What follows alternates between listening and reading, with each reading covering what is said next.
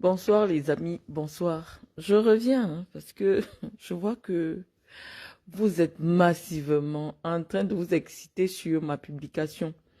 Je viens de voir des activistes pro Samuel Eto'o sur ma page, notamment VP de Londres et tous les autres. J'ai même vu un acteur majeur du PCRN, son nom va peut-être me revenir, qui est venu me laisser des insultes. Donc, je vous ai dit que le PCRN s'est transformé en ce que le MRC était en ce que le MRC était en 2018. Donc, les agitations des activistes politiques sur ma page viennent simplement nous démontrer que nous ne nous sommes pas trompés dans la première analyse que nous avons laissée en matinée. Donc, partagez le direct. On va encore appuyer là où ça fait mal parce que on vient de recevoir des éléments qui nous permettent de venir verser notre venin, parce que c'est notre rôle. C'est le rôle que nous nous sommes assignés, à savoir faire des intrigues. Donc, nous sommes aujourd'hui en possession des éléments qui peuvent nous permettre de dire un peu plus, d'ajouter un peu plus sereinement, parce que le matin, je vous ai dit, j'étais très pressée, il fallait que je vous laisse rapidement un message. Mais là, nous allons parler véritablement de ce que nous pensons, des réactions, en fonction des réactions que nous recevons. Et oh là là, les Camerounais me font tellement rire. Partagez le direct, vous qui êtes là. Je vous laisse 10 minutes. Vous partagez le direct, on va avancer. Dans ce direct, je vais donner la parole aux Camerounais. Vraiment, je ne vais plus parler toute seule. Je vais donner la parole aux Camerounais, à ceux qui veulent nous dire ce qu'ils pensent. Voilà, donc j'ai reçu, comme nombreux parmi vous, la correspondance que Samuel Eto'o a adressée ce jour au ministre de l'Éducation physique, le ministre des Sports. Si nous avons fait des observations sur la rédaction, les canons de la rédaction administrative qui n'ont pas été respectés dans cette correspondance, il n'empêche que nous disions ce que nous pensons. Calacal, pardon, quittez ma page. Je n'aime pas les gens comme vous. S'il vous plaît, vous n'avez rien à dire que parler des taux. Tu ne parles plus de Chantal. La honte. On partage les bêtises. Oh, quittez ma page, s'il vous plaît. Calacal, quittez ma page. Je n'ai pas souvent des gens comme vous ici. Ici, on réfléchit. Ici, on partage nos idées. Si ça ne vous intéresse pas, partez. Je ne sais pas pourquoi vous campez sur ma page, alors que ce que je fais ne vous correspond pas. Donc, rien que le fait que vous commentiez ma page là, vos amis sont informés que vous êtes sur ma page. Donc, au lieu de venir écrire des bêtises, dégagez simplement. Oui, mon arrogance sans limite. Oui, l'assurance me donne de l'arrogance, Abdul Razak. Je suis sûr de ce que je suis sûr de ce que je dis, et donc forcément, je suis une personne arrogante. Je ne vous ai pas dit que je n'étais pas arrogante. Lorsque vous n'aimez pas les gens arrogants, ne les suivez pas. On vous a dit que même Jésus, quand il venait professer au temple et qu'il avait trouvé des commerçants qui avaient transformé la maison de son père en marché. Il a cassé les boutiques des commerçants, il a cassé les comptoirs des commerçants. Ça signifie qu'à un moment donné, lorsque nous estimons que ça ne se passe pas comme nous voulons, oui, on peut à un moment donné se montrer arrogant. Donc, il faut quitter ici, je vous en prie. Abdul Razak, si vous connaissez mieux que moi, allez faire vos directs. Moi, je suis en compétition avec personne. C'est parce que vous ne me connaissez pas. Je suis une personne très imbue de sa personne. Demandez à ceux qui ont déjà collaboré avec moi. Je suis sûr de ce que je suis et donc, voilà. Allez faire vos directs, allez faire vos communications. Vous ne me verrez jamais là-bas. Est-ce que vous m'avez déjà vu commenter dans un direct? Je ne vais pas dans les directs des gens. Lorsque j'ai quelque chose à dire, je le dis sur ma page. Mais lorsque je vois des gens venir dire des choses, parce que je ne veux pas répondre à tout le monde, je lance un direct. C'est mon direct. Donc, je vous disais que mon service de renseignement m'a envoyé la correspondance de Samuel Eto'o et j'ai essayé de faire une petite analyse. Donc, la première analyse que j'ai faite est simplement une boutade. Mais une boutade qui a tout son sens. quand on sait que lorsqu'on s'adresse ou lorsqu'on parle du chef de l'État, du président de la République, parce que dans la correspondance de Samuel Eto'o, quand il dit dans un test visé par le président Paul Biya, on a l'impression qu'il parle d'un autre président d'une fédération. C'est cet amalgame-là, cet amalgame concret-là qui nous pose un problème. C'est-à-dire que le président, on doit dire le président de la République n'est pas le président de la FECAFOOT. Lui peut se faire appeler président Samuel Eto'o. Mais Paul Biya est le président de la République, son excellence Paul Biya. Et nous tenons à cela. Nous vous avons dit que jusqu'en 2025, nous n'allons tolérer aucun écart vis-à-vis de Paul Biya. Je vous ai dit que je suis biaïste. C'est-à-dire que lorsque nous sentons que quelqu'un veut manquer de respect à Paul Biya, même si c'est sa femme, on monte sur elle. On finit avec elle. C'est ça que vous devez comprendre dans notre démarche. Nous avons dit que notre père n'est plus candidat en 2025. Nous avons dit cela. Et nous avons dit que quelle que soit la personne qui bafoue l'autorité de Paul Biya, nous, on va traiter cette personne. C'est ça que vous ne comprenez pas dans notre démarche. C'est-à-dire que nous sommes là pour protéger Paul Biya jusqu'en 2025. Et pour bien expliquer aux Camerounais le travail de Paul Biya, les manquements de Paul Biya, les insuffisances de Paul Biya, parce que nous sommes les soutiens de Paul Biya. Il faut bien comprendre. Notre démarche, on a commencé à parler sur Internet. Pourquoi? Parce que nous avons constaté que la première dame du Cameroun a baissé la fonction du président. C'est-à-dire que la première dame du Cameroun voulait voler le pouvoir du président. Et c'est pour ça que nous, on est sortis. Pour tirer sur la première dame. On vous avait dit très clairement, même si c'est sa femme, on tire sur elle. Parce que nous n'allons tolérer aucun écart vis-à-vis du chef de l'État. Et donc, nous disons que même des petits écarts de langage que Samuel Eto'o pourrait avoir vis-à-vis du président de la République, nous n'allons pas tolérer. Nous vous disons la vérité, nous n'allons pas tolérer. Lorsqu'on fait une correspondance officielle, je pense que le ministre des Sports doit renvoyer cette correspondance de Samuel Eto'o avec correction. C'est-à-dire que le ministre des Sports ne peut pas recevoir une correspondance où on interpelle le président en disant le président Paul Biya. Donc avant même de répondre ou prendre acte de quoi que ce soit, moi les combis doivent renvoyer cette correspondance à la FECAFOOT. Nous n'acceptons aucun écart vis-à-vis de la fonction du chef de l'État. Si quelqu'un ne connaît pas, ne sait pas que pour parler du président de la République, on doit écrire le président de la République. Son Excellence Paul Biya. On ne doit même pas lire sa correspondance.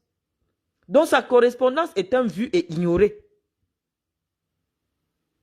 Nous sommes en politique. Quelqu'un fait une correspondance officielle, il envoie dans les réseaux sociaux où il interpelle Paul Biya comme si c'est son camarade président de fédération. On est où là? Hein? Un test est visé par le président Paul Biya. Ce n'est pas comme ça qu'on interpelle Paul Biya dans une correspondance officielle. Nous, on peut dire ce qu'on veut ici sur les réseaux sociaux.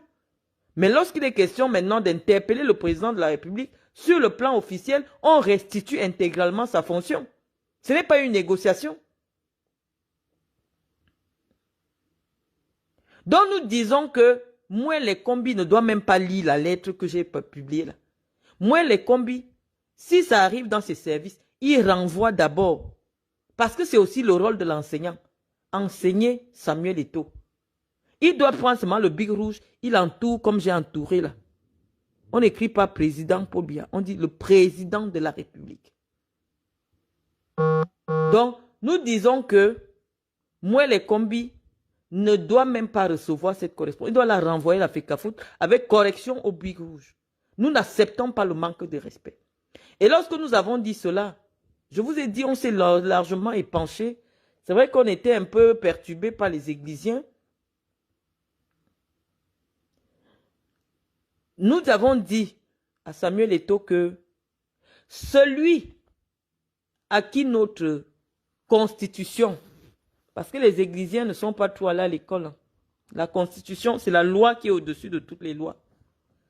Celui à qui notre Constitution a donné le pouvoir d'outrepasser ses propres décrets Je ne sais pas si vous comprenez, parce que je ne sais plus dans quel... Je vous dis que les certifiés, les médiocres gouvernent le Cameroun pendant que nous, on est au quartier.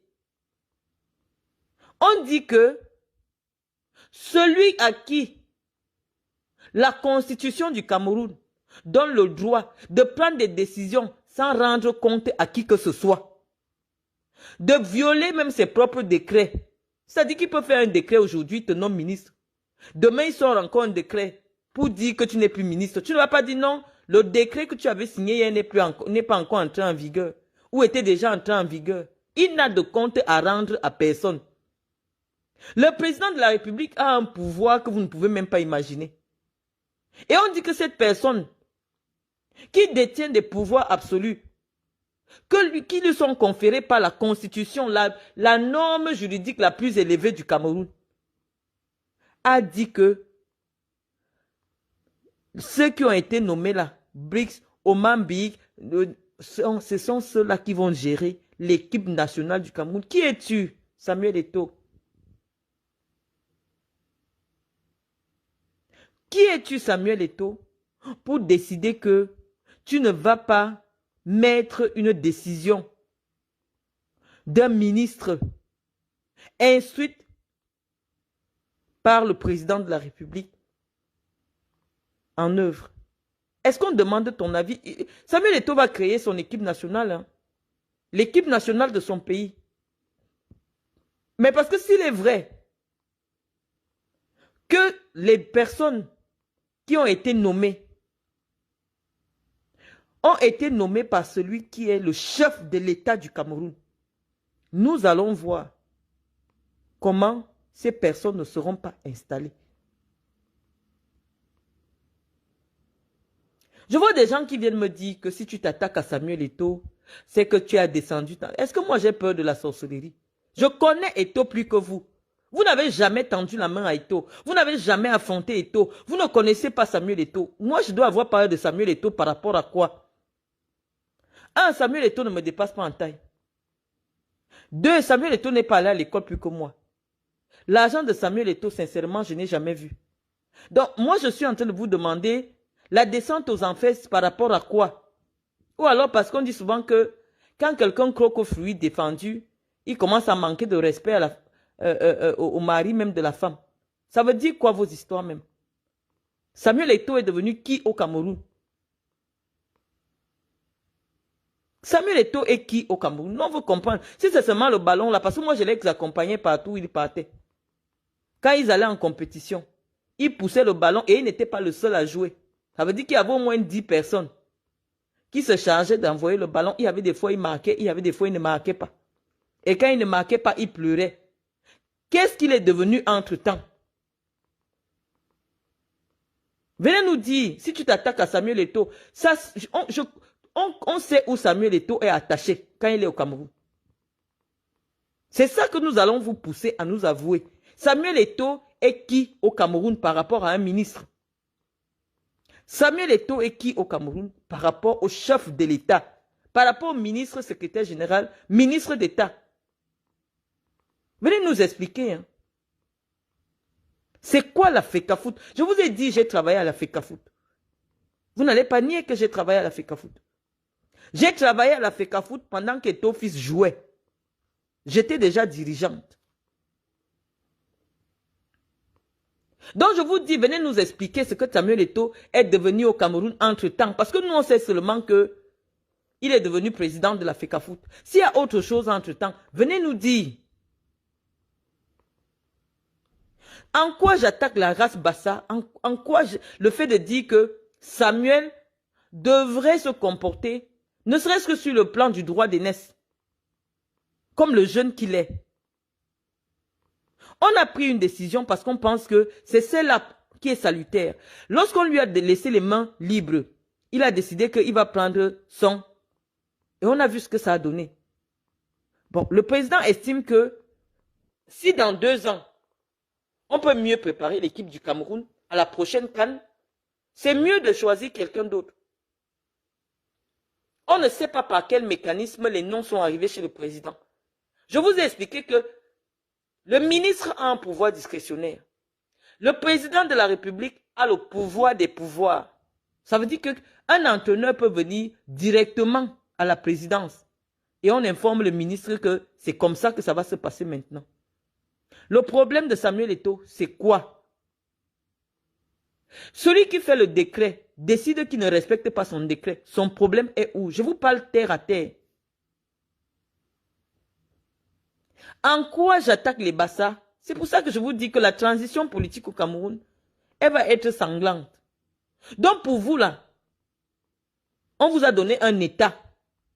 Comme vous êtes des UP6, les PCRNistes, vous avez tellement voulu la tête de l'État, à défaut d'avoir la tête de l'État, on vous a donné un État. On vous a donné un État dans l'État. Si je comprends bien, en quoi je m'attaque au Bassa?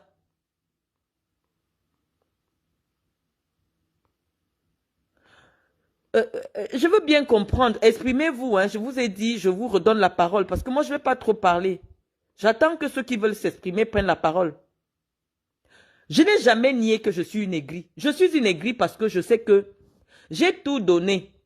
Je me suis sacrifié pour avoir la compétence pour gérer certaines choses dans mon pays.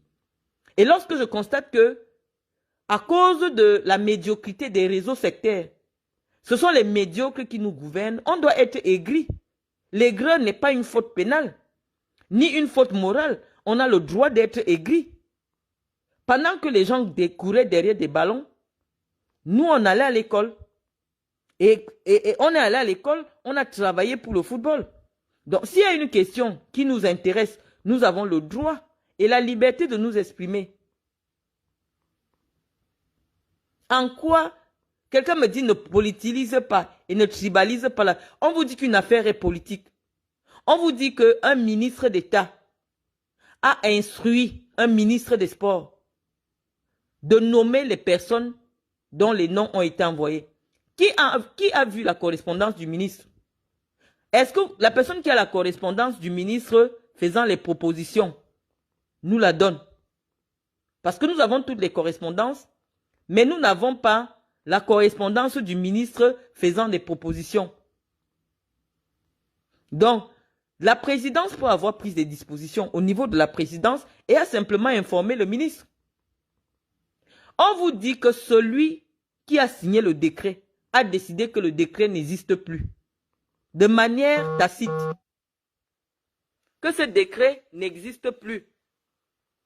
Et il n'y a aucune procédure. La seule procédure maintenant, c'est qu'on attend le nouveau décret. Mais le président a le droit d'outrepasser ses décrets, ses propres décrets.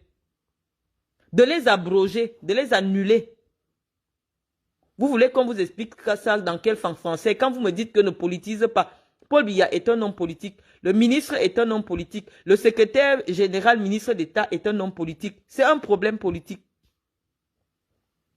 Quelqu'un me dit, tu n'as rien donné pour le Cameroun, à part manger l'argent du Cameroun avec ton soi-disant paix. M'intéresse, je ne sais même pas, je n'ai pas pu retrouver. C'est comme si tu me bloques souvent, tu me redébloques. Je n'ai rien donné pour le Cameroun. Est-ce que c'est pour ça que, n'ayant pas les moyens de donner quelque chose, je ne vous donne pas mon savoir en faisant mon direct? J'ai travaillé à la CIA TV pendant 11 ans. J'ai dirigé une ligue régionale de football. J'ai dirigé un projet international de football pour le Cameroun. J'ai amené des subventions, des dotations de matériel sportif dans tout le Cameroun à travers le projet Aspire du Qatar. J'ai fait ma part, j'ai une fondation qui paye l'école aux enfants, qui donne des dons dans des hôpitaux. Vous me voulez quoi?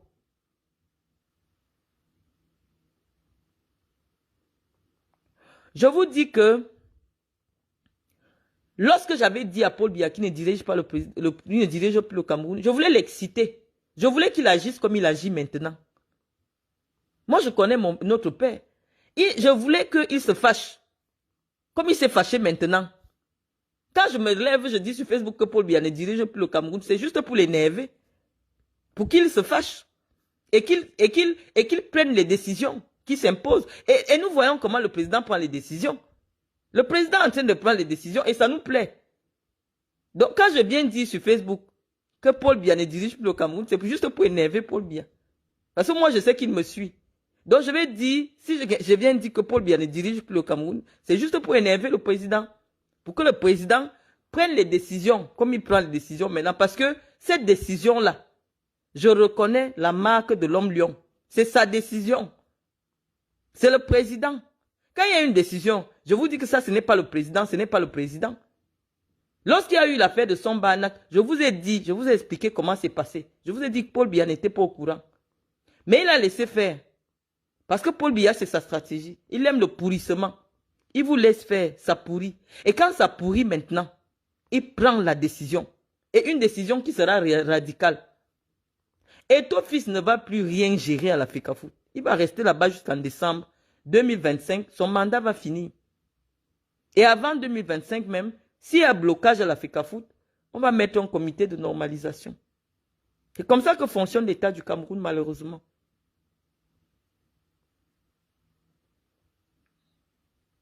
Donc, je vous explique que ce n'est pas un problème. Ce n'est pas un problème personnel. Ce n'est pas qu'à chaque fois qu'on décide de s'exprimer sur des questions qui nous intéressent, vous commencez à faire la sorcellerie. Je vous dis que cette décision-ci, même si c'est Ngongo, la constitution du Cameroun a donné le pouvoir à celui qui a donné le pouvoir à Ngongo de signer des documents à sa place. Donc, on va d'abord appliquer.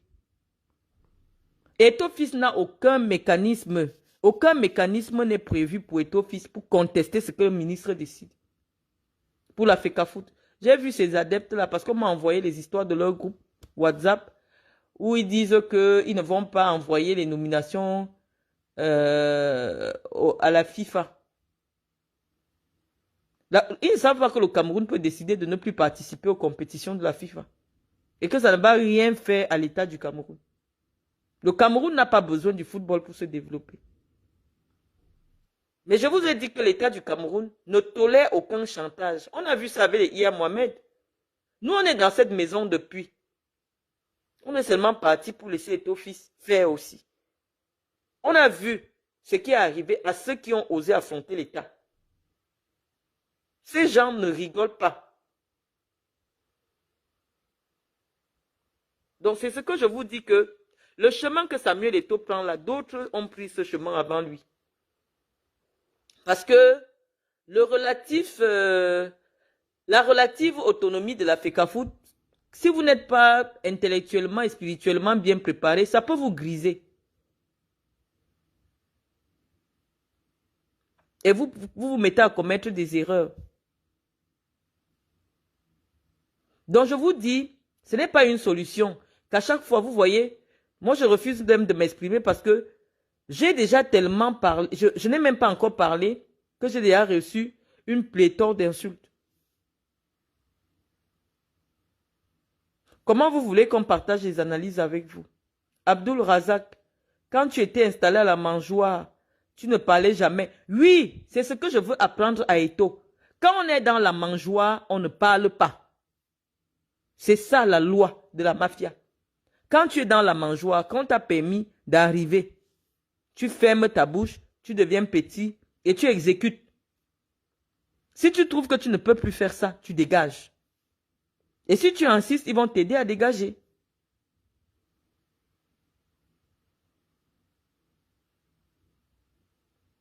Donc, tu as dit que le président prend les décisions, lesquelles, s'il vous plaît, à part le football.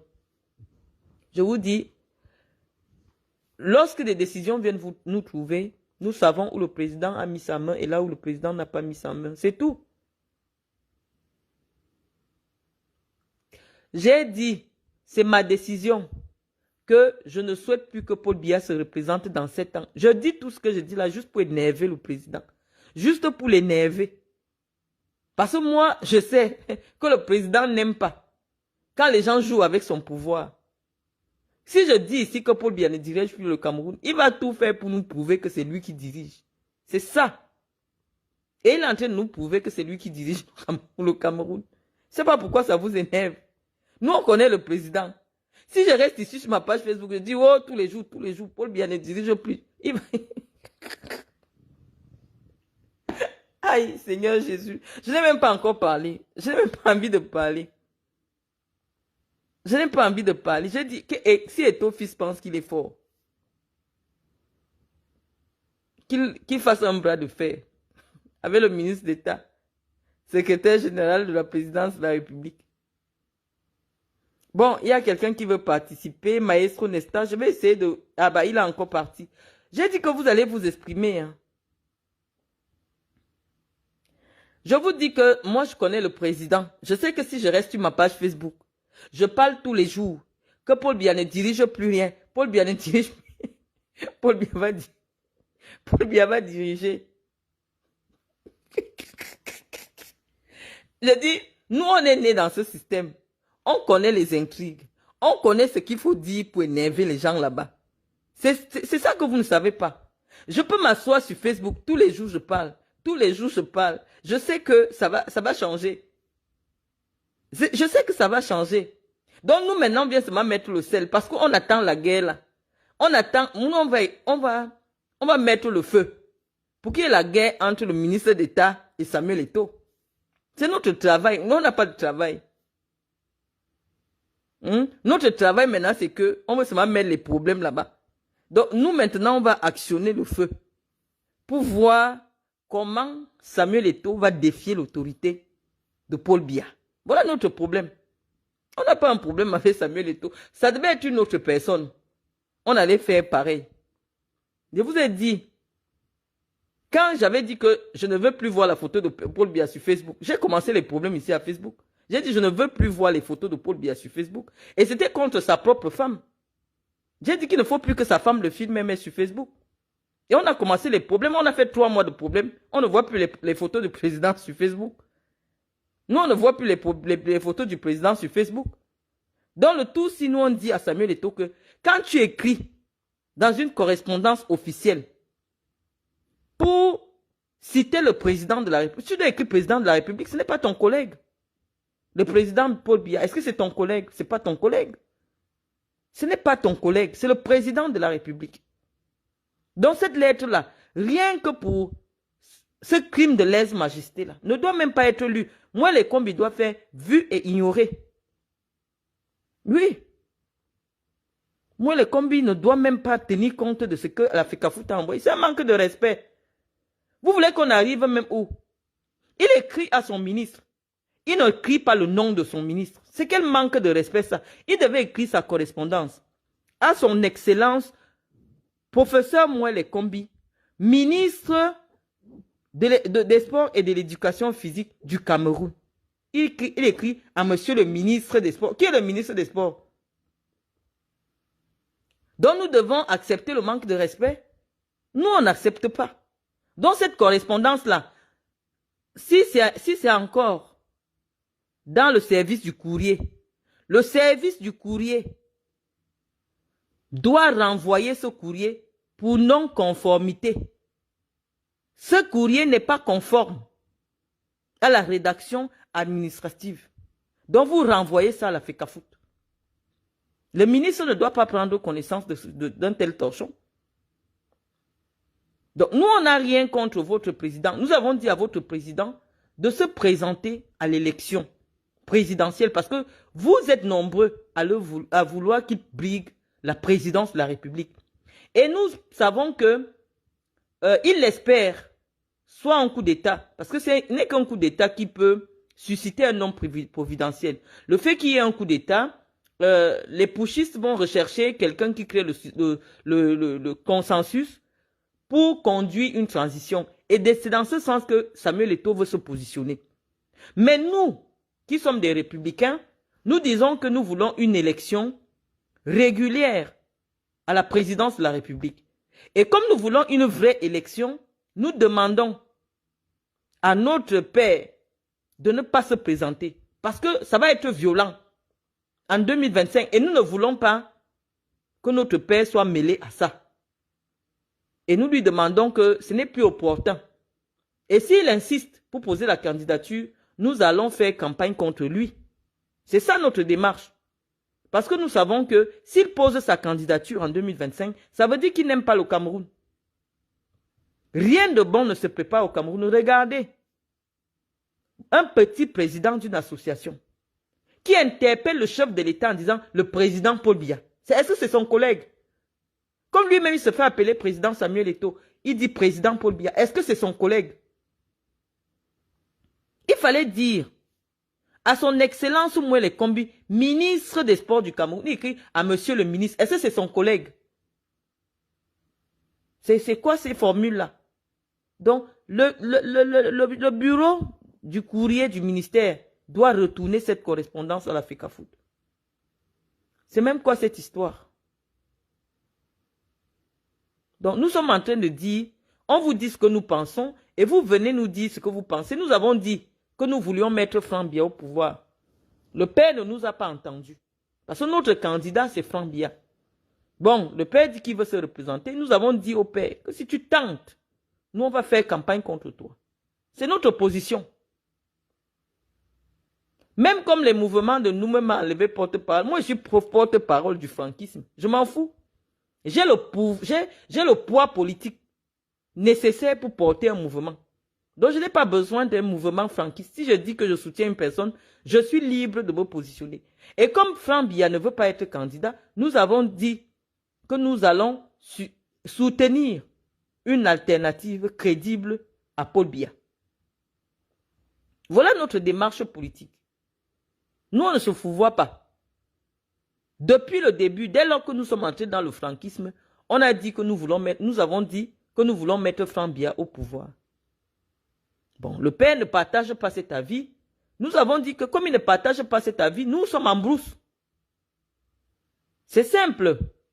Et nous allons choisir n'importe qui face à lui. Parce qu'il ne veut pas donner le pouvoir à Franck Biya. Nous sommes cohérents. Et nous disons que tout ce que nous pouvons faire pour actionner, pour énerver seulement les gens, nous allons le faire. C'est notre travail. Et comme nous savons que la personne qui nous combat de l'intérieur, c'est Chantal Biya, nous allons la combattre.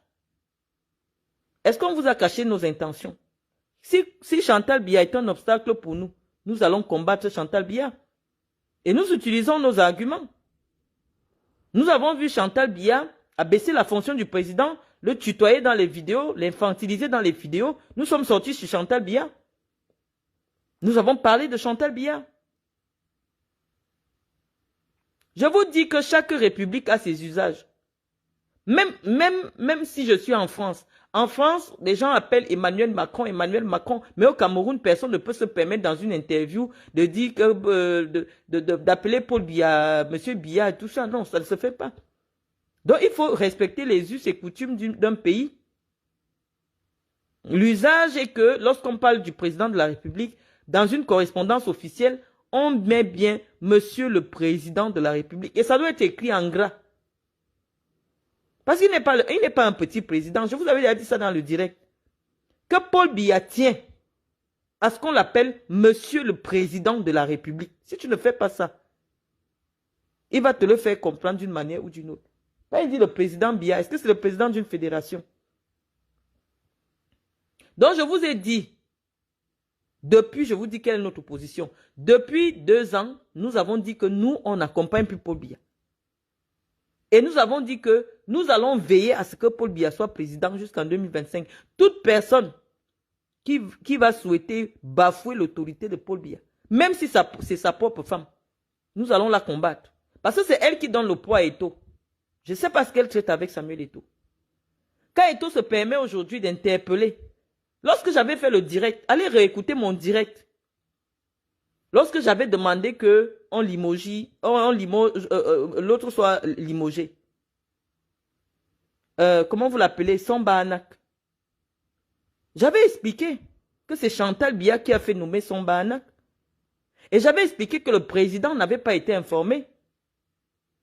Quand nous parlons ici, tous les services de renseignement sont branchés sur nos pages. Quand vous êtes 700 là, il y a au moins 50 policiers que le délégué général a déjà affecté pour suivre mes directs. Et nous, on n'a pas menti. Et vous avez vu comment, ça n'a même pas fait 2 mois, on a enlevé les sons. Nous sommes informés et nous, on vient sur les réseaux sociaux pour donner l'information aux autorités. Parfois, on peut être dans l'illégalité, mais on est obligé parce que nous aimons notre pays. Donc, le petit pouvoir qui est monté dans la tête de Samuel Eto'o, je ne sais pas comment il a pris ça, mais c'est Chantal Biya. Il ose interpeller le président en disant le président Biya, c'est son collègue. Nous n'allons pas tolérer ça. Lorsqu'on voit quelqu'un qui veut fragiliser le pouvoir de Biya ou qui veut s'attaquer au pouvoir de Biya, non, nous sommes des biaïstes, on va sortir sur lui en vrai. Nous, on va sortir sur lui en vrai. Et c'est ça notre problème avec Samuel Eto'o. Samuel Eto'o veut le pouvoir suprême, il veut manigancer, mais nous disons que ça ne se passe pas comme ça. Ça ne se passe pas comme ça. Donc je vous dis, votre élu des dieux là, dites-lui de chercher un parti politique. Il y a le PCRN qui le soutient, il y a le parti Univers qui le soutient, qui peuvent lui donner l'investir, une investiture.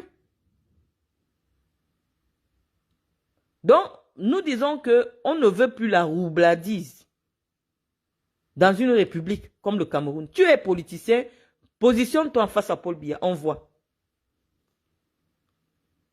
Il faut se positionner.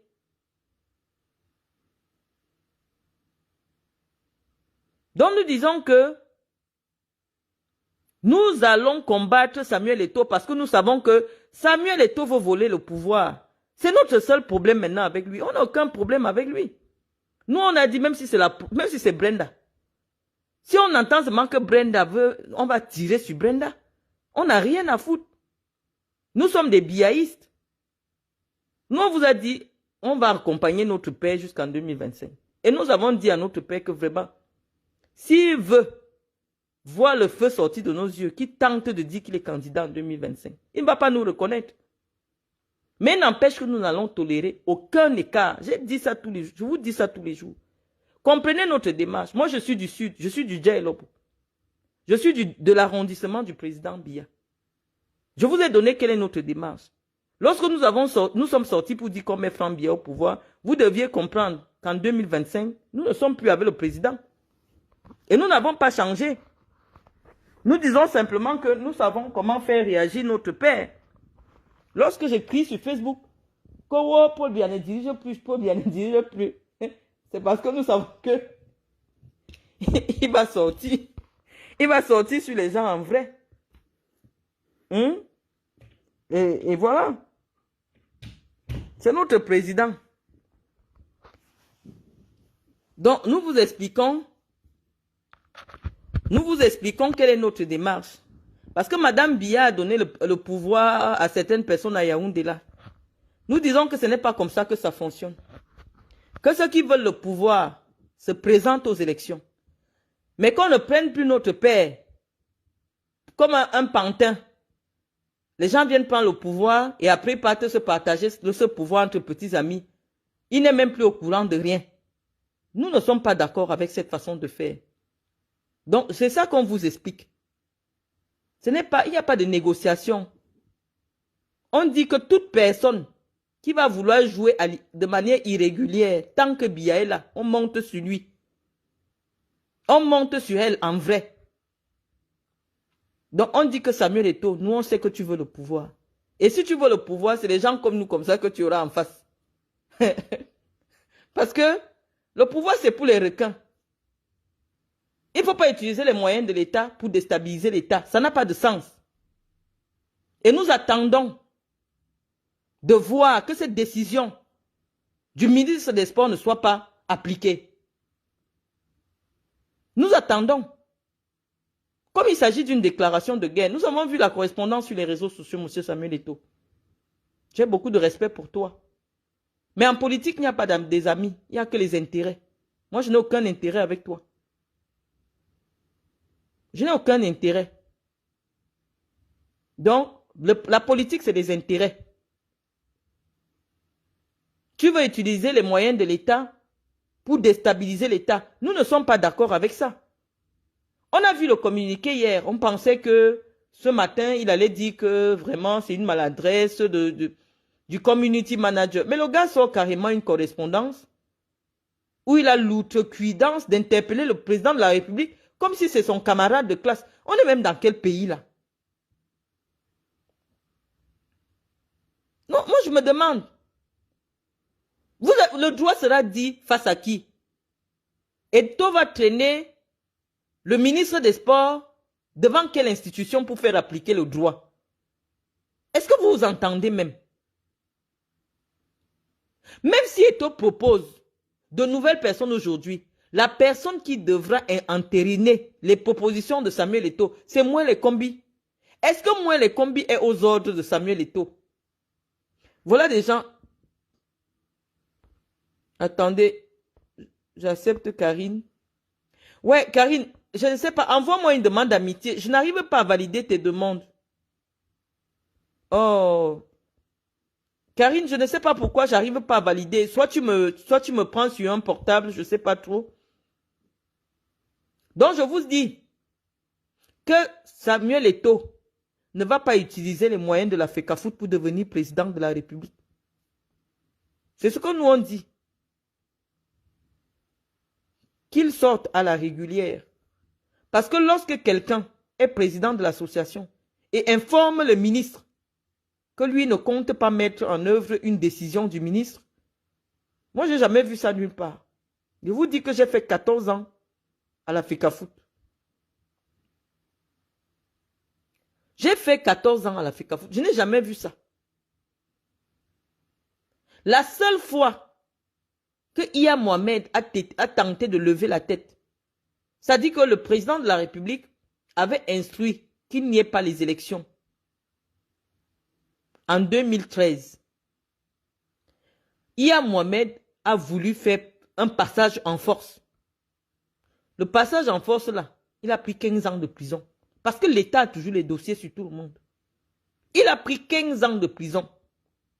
Même moi j'avais forcé pour organiser l'élection de la région du Sud, j'ai bu la prison gratuitement.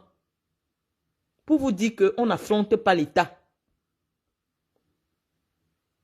Iya Mohamed n'a jamais contesté une décision du ministre.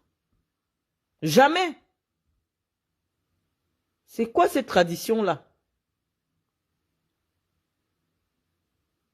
On a nommé des personnes sur haute instruction du président de la République. Qui es-tu pour contester en fait?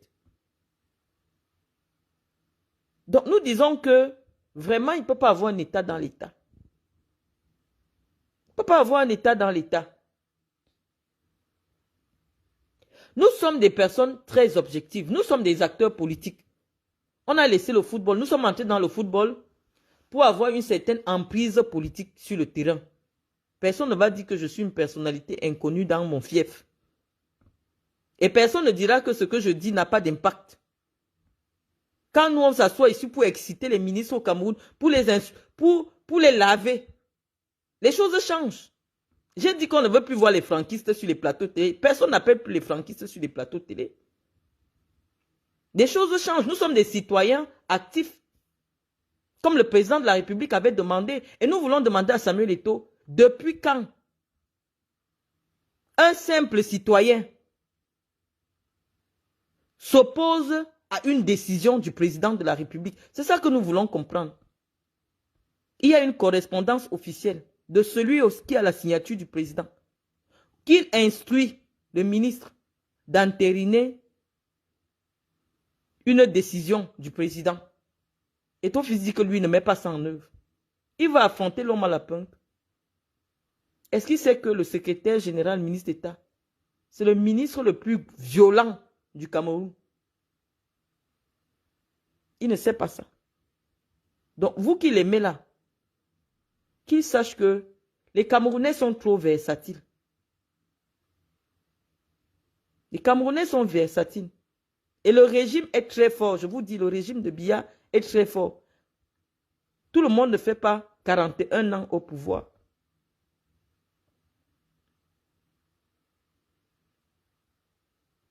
Donc je vous dis, il y a une différence entre inciter et exciter. Hein. Cyberops, c'est exciter. Parce que inciter, c'est autre chose. Inciter, c'est suggérer. Tu incites. Lorsque tu incites, c'est qu'il y a de la suggestion. Mais exciter quelqu'un, c'est autre chose. Lorsque je viens dire que Paul Biya ne dirige plus le Cameroun, c'est pour exciter le président. Ce n'est pas pour l'inciter. Donc, nous, on vous dit que vraiment le petit pouvoir apparent que les gens ont à Yaoundé, parce qu'ils ont le numéro de Chantal Biya, ça va finir. Nous, on va s'asseoir ici sur Facebook pour finir le pouvoir des gens qui ont reçu le pouvoir grâce à Chantal Biya.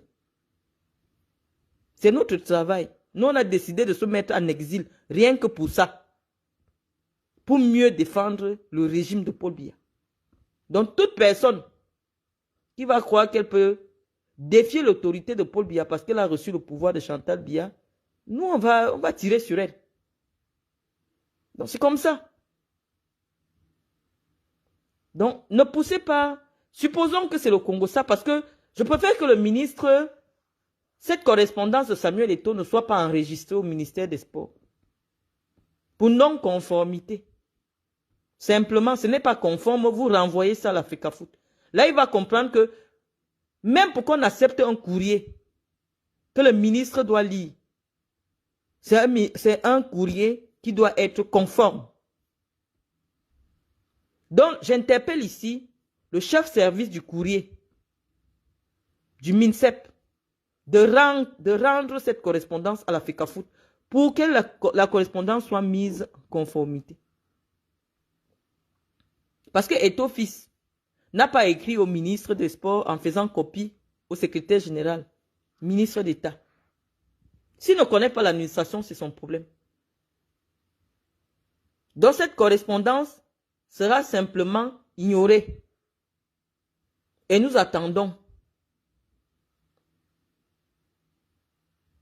Et nous attendons que cette décision ne soit pas appliquée.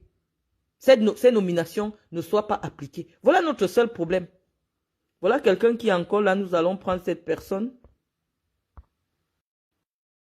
Ajouter quelqu'un.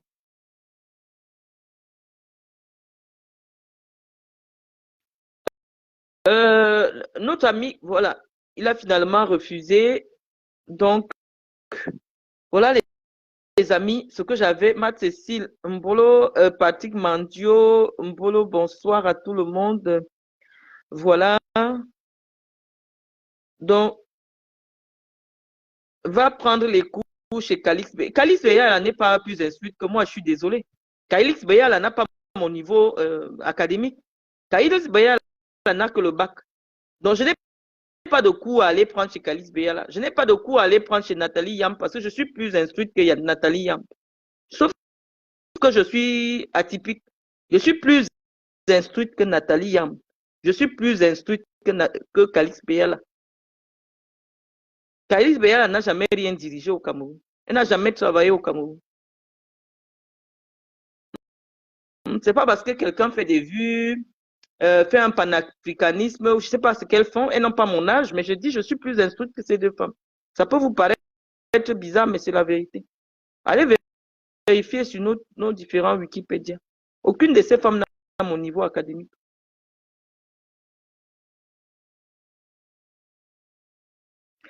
Elle ne veut plus aider le fils de Samuel, elle parle de tout le monde. Oh, oh, vraiment.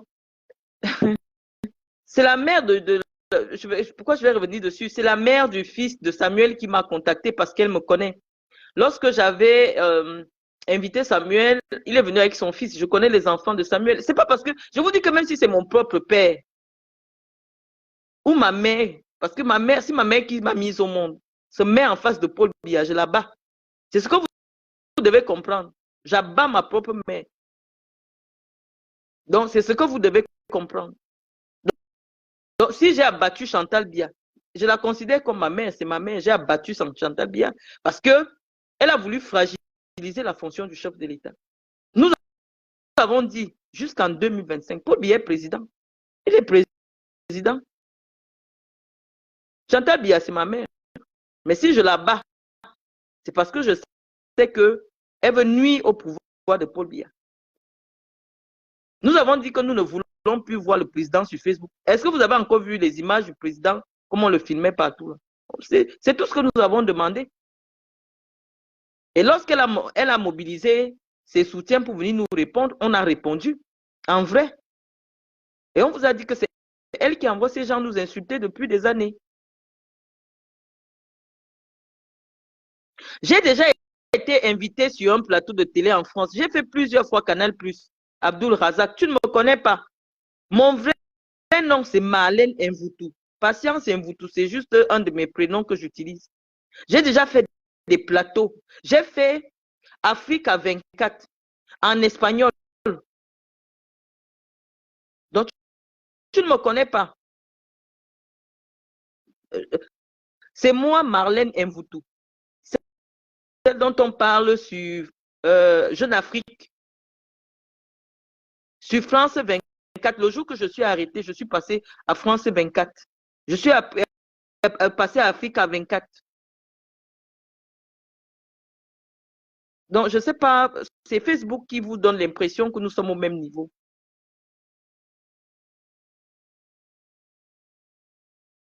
Lorsque je vous accepte, essayez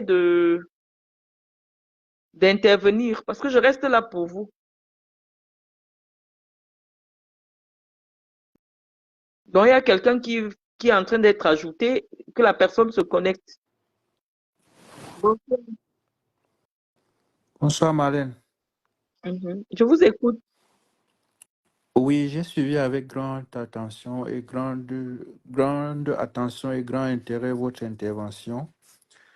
Et moi, ma participation a pour but de mieux comprendre votre position de ce soir. Alors, ce que je veux vous demander, nous tous, nous avons vu la sortie de Samuel. Nous connaissons aujourd'hui la position du ministre des Sports qui parle avec l'onction du gouvernement, qui parle avec la bénédiction du gouvernement, d'après le décret qui a été, d'après le communiqué qui a été publié sur les différents réseaux sociaux.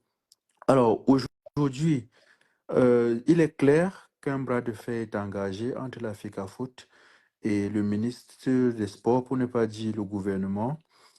L'issue de ce bras de fer est, n'est-ce pas ce qu'on peut considérer aujourd'hui comme l'impasse tout simplement, dans la mesure où on sait que la FECAFOOT, même si elle joue la rébellion aujourd'hui, ne peut pas, ne peut en aucun cas se dresser contre une décision qui vient de la haute hiérarchie, qui vient du gouvernement, qui de surcroît parle avec les je veux dire, avec la signature, parce que lorsqu'on lit ce communiqué, il est clair que le ministre des Sports n'est qu'un porte-parole d'une décision qui ne vient pas certainement de lui, mais qui vient de sa haute hiérarchie.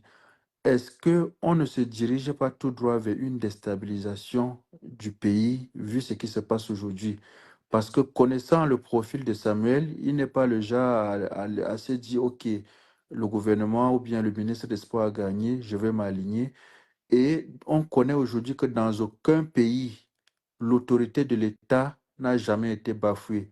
Lorsque l'autorité de l'État est en jeu, l'État est au-dessus de tout. On l'a vu à travers la mafia, toutes les grandes mafias les plus puissantes, que ce soit en Europe ou bien en Amérique. Lorsque l'autorité de l'État est menacée, on sait comment ça se passe. Moi, vous avez beaucoup dit, vous avez beaucoup parlé ce soir, mais j'aimerais connaître votre position. Qu'est-ce qui va se passer selon vous dans les jours à venir?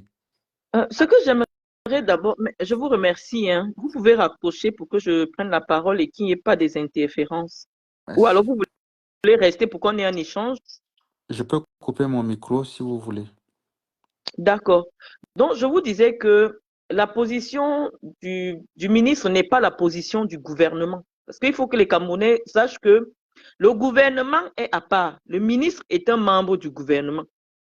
Mais le président de la République est une autre institution différente du gouvernement. Donc, une décision du président de la République ne saurait être considérée comme une position du gouvernement. Les décisions du président de la République sont au-dessus des décisions du gouvernement. Donc, on vous explique que celui à qui l'État du Cameroun a donné tous les pouvoirs, c'est-à-dire qu'il peut, conformément à la Constitution, décider de ne même pas consulter le ministre des Sports en ce qui concerne la décision, la désignation d'un entraîneur à l'équipe nationale du Cameroun. Je vous dis que dans les services du président de la République, il a parmi ses conseillers des gens qui sont des ministres des Sports, des gens qui sont ses conseillers en matière de football. Donc, rien que dans le cabinet du président, le président peut avoir la bonne information pour prendre la décision qu'il faut pour le bien du Cameroun. Parce que la seule chose que Paul Biya sert, c'est le bien du Cameroun. Donc, lorsque le bien-être des Camerounais et le bien du Cameroun, disons comme ça, sont mis en jeu, Paul Biya n'a pas besoin de consulter qui que ce soit pour prendre quelque décision que ce soit. Il prend la décision et les autres prennent acte. Donc, c'est ce qui se passe avec cette désignation. Le président a exercé ce qu'on appelle son pouvoir régalien. Quand on dit le pouvoir régalien, c'est qu'il n'a de compte à rendre à personne. Il instruit que les noms là, les gens là, c'est eux qui doivent désormais conduire. Nous ne sommes même pas certains que moi, les combis connaît M. Brix. Mais je vous dis qu'au niveau de la présidence de la République, il y a des gens qui sont les conseillers du président en matière de football. Je ne vais pas désigner leur nom ici. Parce que ce sont des hommes de l'ombre. Mais dont l'influence en matière de football est reconnue au niveau de la présidence de la République. Donc ces gens ont décidé que Eto'o Fils n'a pas encore la capacité de prendre des décisions pour le bien du Cameroun. Eto'o Fils actuellement a besoin d'asseoir simplement son autorité, d'asseoir sa notoriété qui a été suffisamment écornée par plusieurs affaires extrasportives dont il souffre d'un problème d'ego. Et donc, les décisions qu'Eto'o prend ne sont pas souvent pour le bien du Cameroun. C'est ce que Paul Biya a constaté. Et parce que Eto'o Fils a la responsabilité de gérer un secteur névralgique. Parce que je vous assure, vous avez dit la vérité. Ce qui se passe aujourd'hui à la FECAFOOT peut être la cause de la révolution populaire que les Camerounais attendent. Je l'avais déjà écrit il y a 6 mois. J'avais déjà écrit cela que nous savons à travers tous les bandes de foule que Samuel Eto'o cherche, il essaie de montrer à ses adversaires. Il fait la même chose que le Zomlois. Il fait la même chose qu'Amugou Belinga faisait. Lorsqu'il a dit que ce n'est pas parce que les Ngongons ont la signature qu'ils pensent qu'ils sont quelque chose, que lui, il a les moyens de pression. C'est ce qu'il avait dit. Et on sait où il est aujourd'hui. Or, en termes de puissance économique, Amugou Belinga était plus puissant que Samuel Eto'o. Mais on vous dit que ces gens-là qui ont la signature du président, on ne rigole pas avec eux. Ils n'aiment pas les défis. Si le Ferdinand Ngongo a signé un document pour communiquer les instructions du président de la République, et Samuel Eto'o est à la FECAFOOT pour dire qu'il ne va pas mettre ça en œuvre, nous on va voir seulement comment ça va se passer. On va voir comment ça va se passer. Ça ne coûte rien à l'État de décider de ne pas participer aux compétitions. La RD Congo s'est retirée des compétitions de la CAF, non? Parce qu'ils estiment qu'on leur a manqué de respect en Côte d'Ivoire. Une bonne équipe comme celle-là qui a pu quand même atteindre soit les demi-finales. Le président a dit nous nous retirons de toutes les compétitions de la CAF. Et ça a changé quoi en RD Congo? Ça a changé que les Congolais ont un niveau de vie élevé que ceux du Cameroun. J'ai dit que le chantage ne va pas passer en 2025. Nous ne voulons aucune ombre. Parce que 2025, ça passe ou ça casse. Donc si Samuel Eto'o pense qu'il peut venir jouer au double fait, non. C'est des gars qui sont violents, qui sont à la présidence de la République. Il ne peut rien. Comme on dit, c'est les affaires des réseaux sociaux. Nous, on attend de voir comment cette décision ne va pas être mise en œuvre. Nous attendons. C'est tout. Il va faire quoi? Le ministre va signer les contrats. Il va dire qu'il ne valide pas. Le football sera paralysé. On va retourner vers Paul Biya. Pour dire qu'il y a quelqu'un qui gère un petit bureau à Chinga, qui estime qu'il doit paralyser les activités de l'équipe nationale du Cameroun. Le président va agir. Je vous dis que le président Biya, même si c'est Franck Biya, il te met en prison. Le président n'a pas de sentiment. Lui, il compte sur Chantal Biya. Mais nous avons déjà fait le nécessaire et nous allons faire le nécessaire pour mettre Chantal Biya à sa place. La place de Chantal Biya, c'est dans la vie privée de Paul Biya.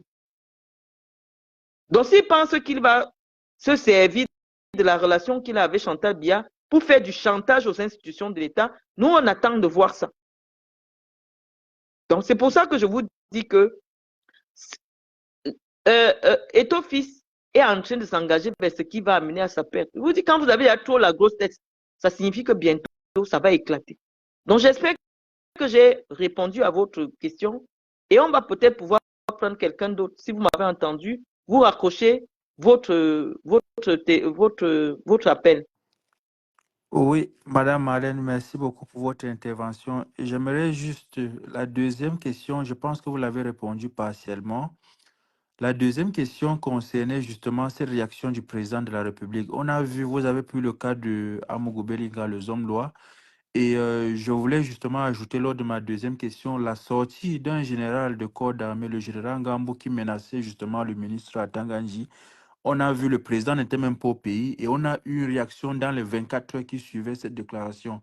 Est-ce qu'on ne doit pas s'attendre à ce type de réaction, peut-être demain ou peut-être la semaine prochaine? Vous avez Non, parlé de la le nomination président, d'un... c'est quelqu'un qui prend son temps. Le président n'est pas au niveau de Samuel Eto'o. Le président a déjà pris sa décision et il estime que ce qui se passe à présent, c'est les affaires des réseaux sociaux.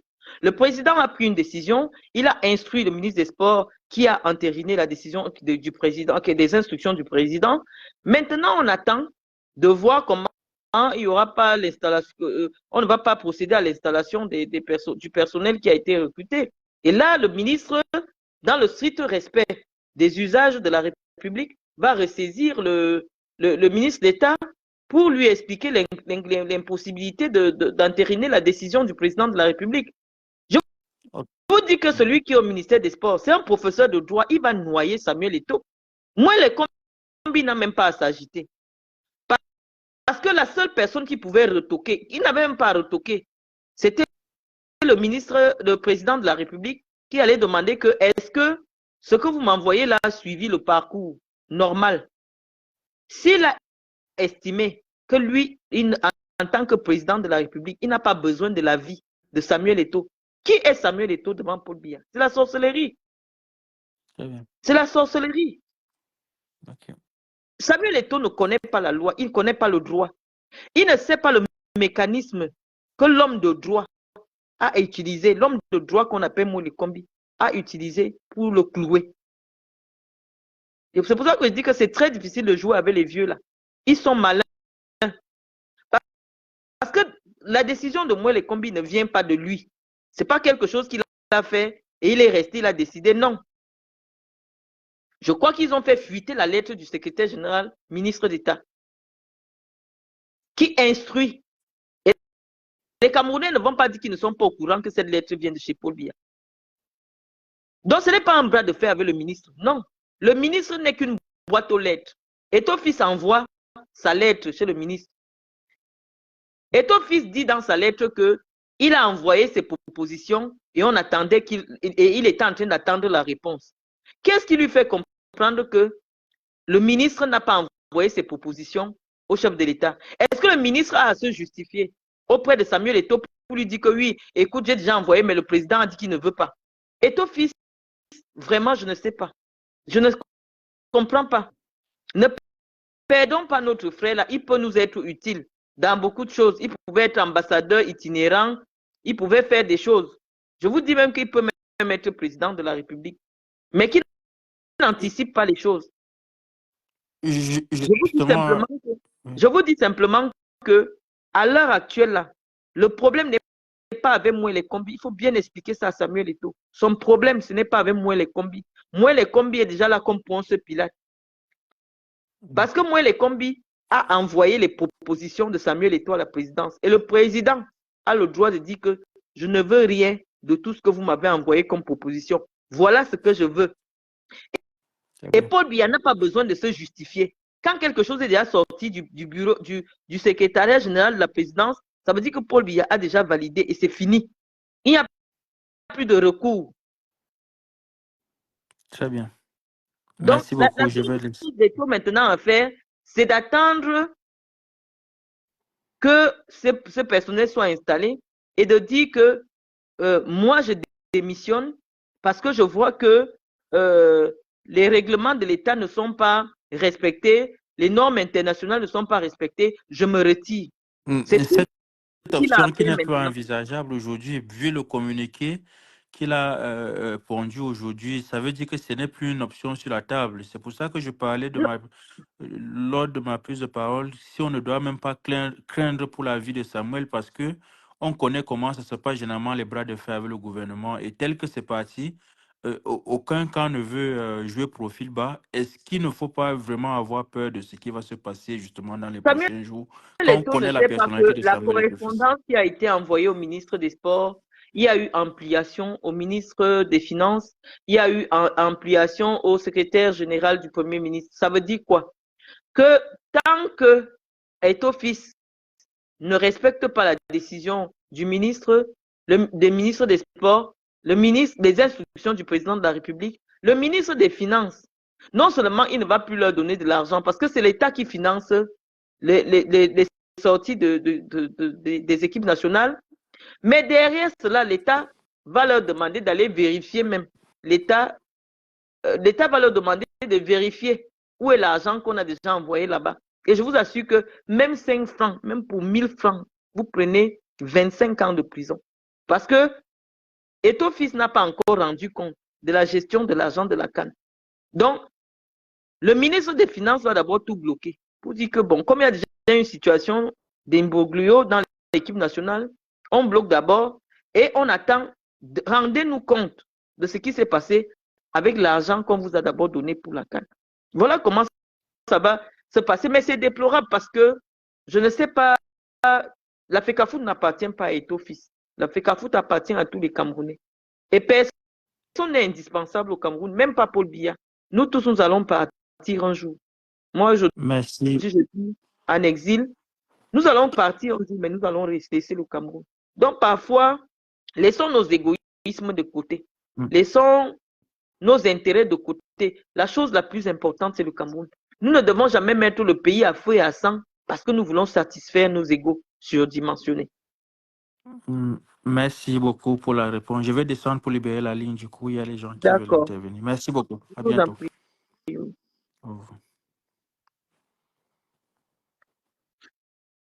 On a ajouté Daïrou Ahmed.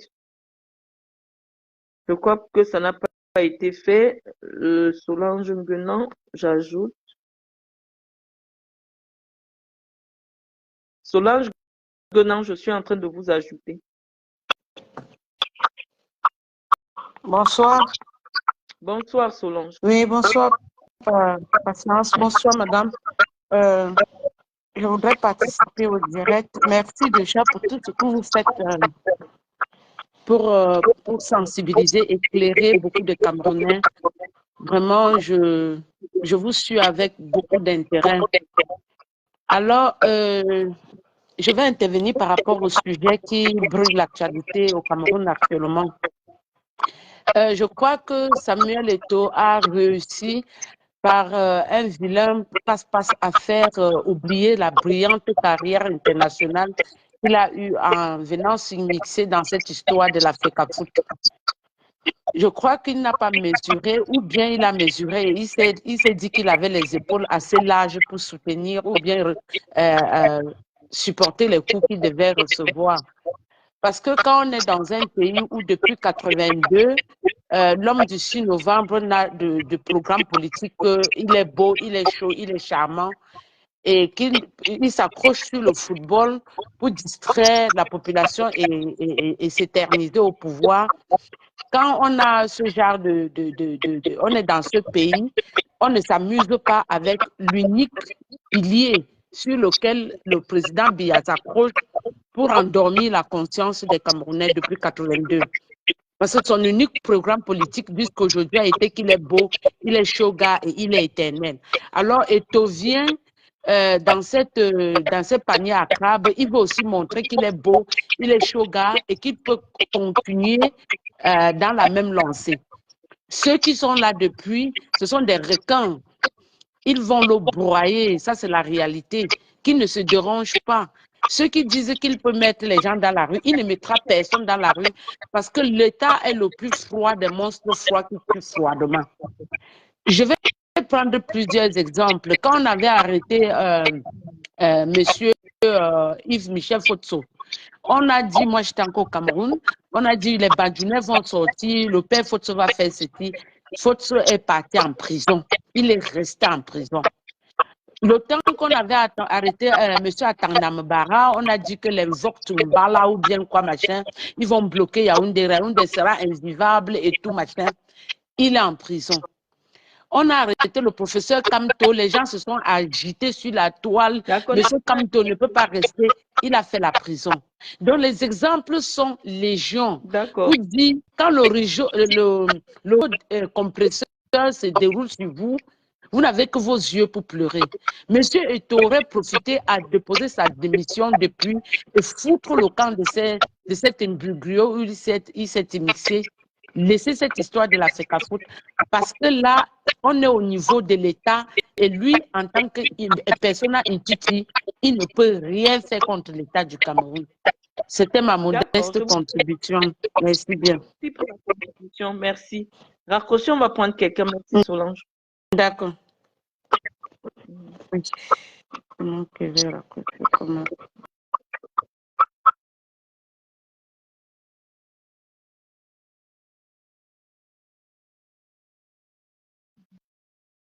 Je suis en train de prendre Hugo Yahweh. Connectez-vous, monsieur. Donc, j'étais en train de vous dire, vous avez entendu. Bonsoir, monsieur. Bonsoir, Malène. Bonsoir. Oui, j'interviens juste pour 1 minute. Je vous ai suivi et je pense que l'affaire qui se passe là maintenant, Samuel Eto'o, la légalité est du côté de Samuel Eto'o, puisque vous dites que le président de la République peut prendre des décisions et ça s'impose. Non. Il y a une loi qui régit l'activité sportive au Cameroun et il y a un décret qui organise l'activité footballistique. Et on dit que Samuel Eto'o, la FECAFOOT propose une liste d'entraîneurs. Là, ce n'est pas. Là, c'est un avis conforme. Le gouvernement doit choisir un entraîneur dans la liste proposée par Samuel Eto'o, par la FECAFOOT. Et si le gouvernement outrepasse ça et choisit, prend celui de choisir un entraîneur, Eto'o peut attaquer et obtenir l'annulation de la décision qui porte la nomination des entraîneurs. Il attaque auprès de quelle institution? Il attaque la décision du ministre auprès de quelle institution?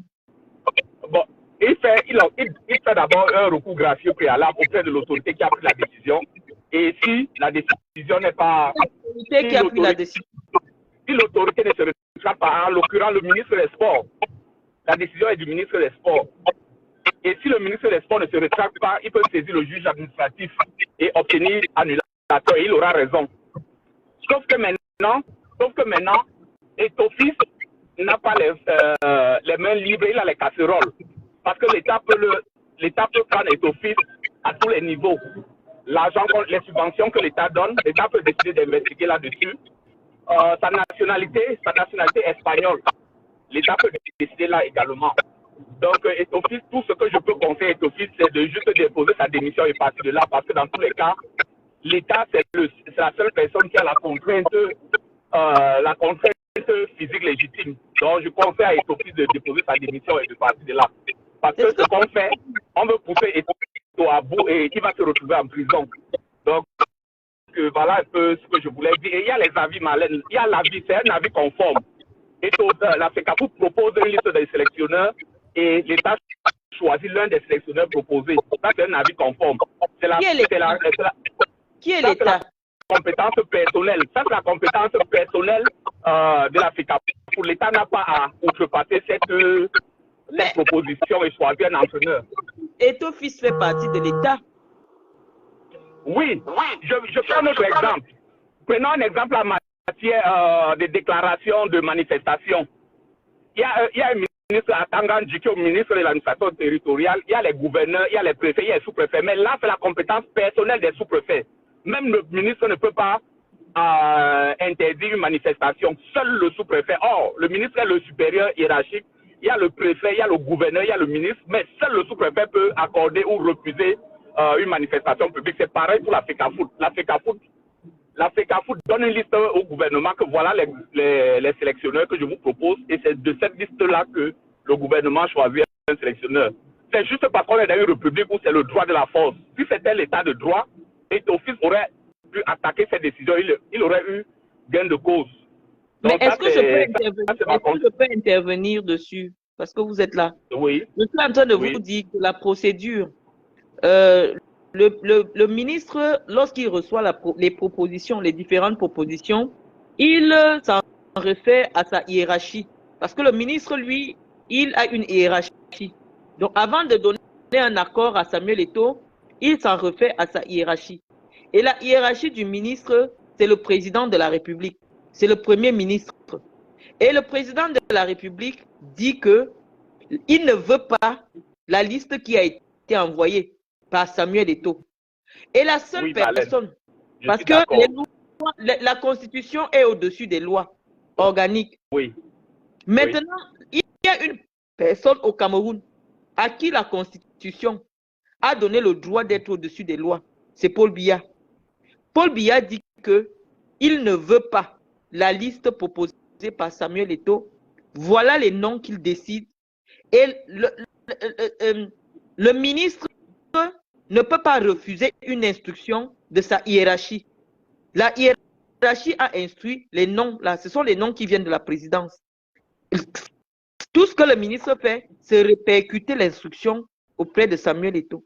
Donc si Samuel Eto'o pense qu'il est président d'une organisation ex nihilo qui n'a rien à voir avec l'État du Cameroun, nous avons besoin de lui expliquer que c'est l'État du Cameroun qui donne l'agrément à une association privée pour gérer une mission qui lui est dévolue.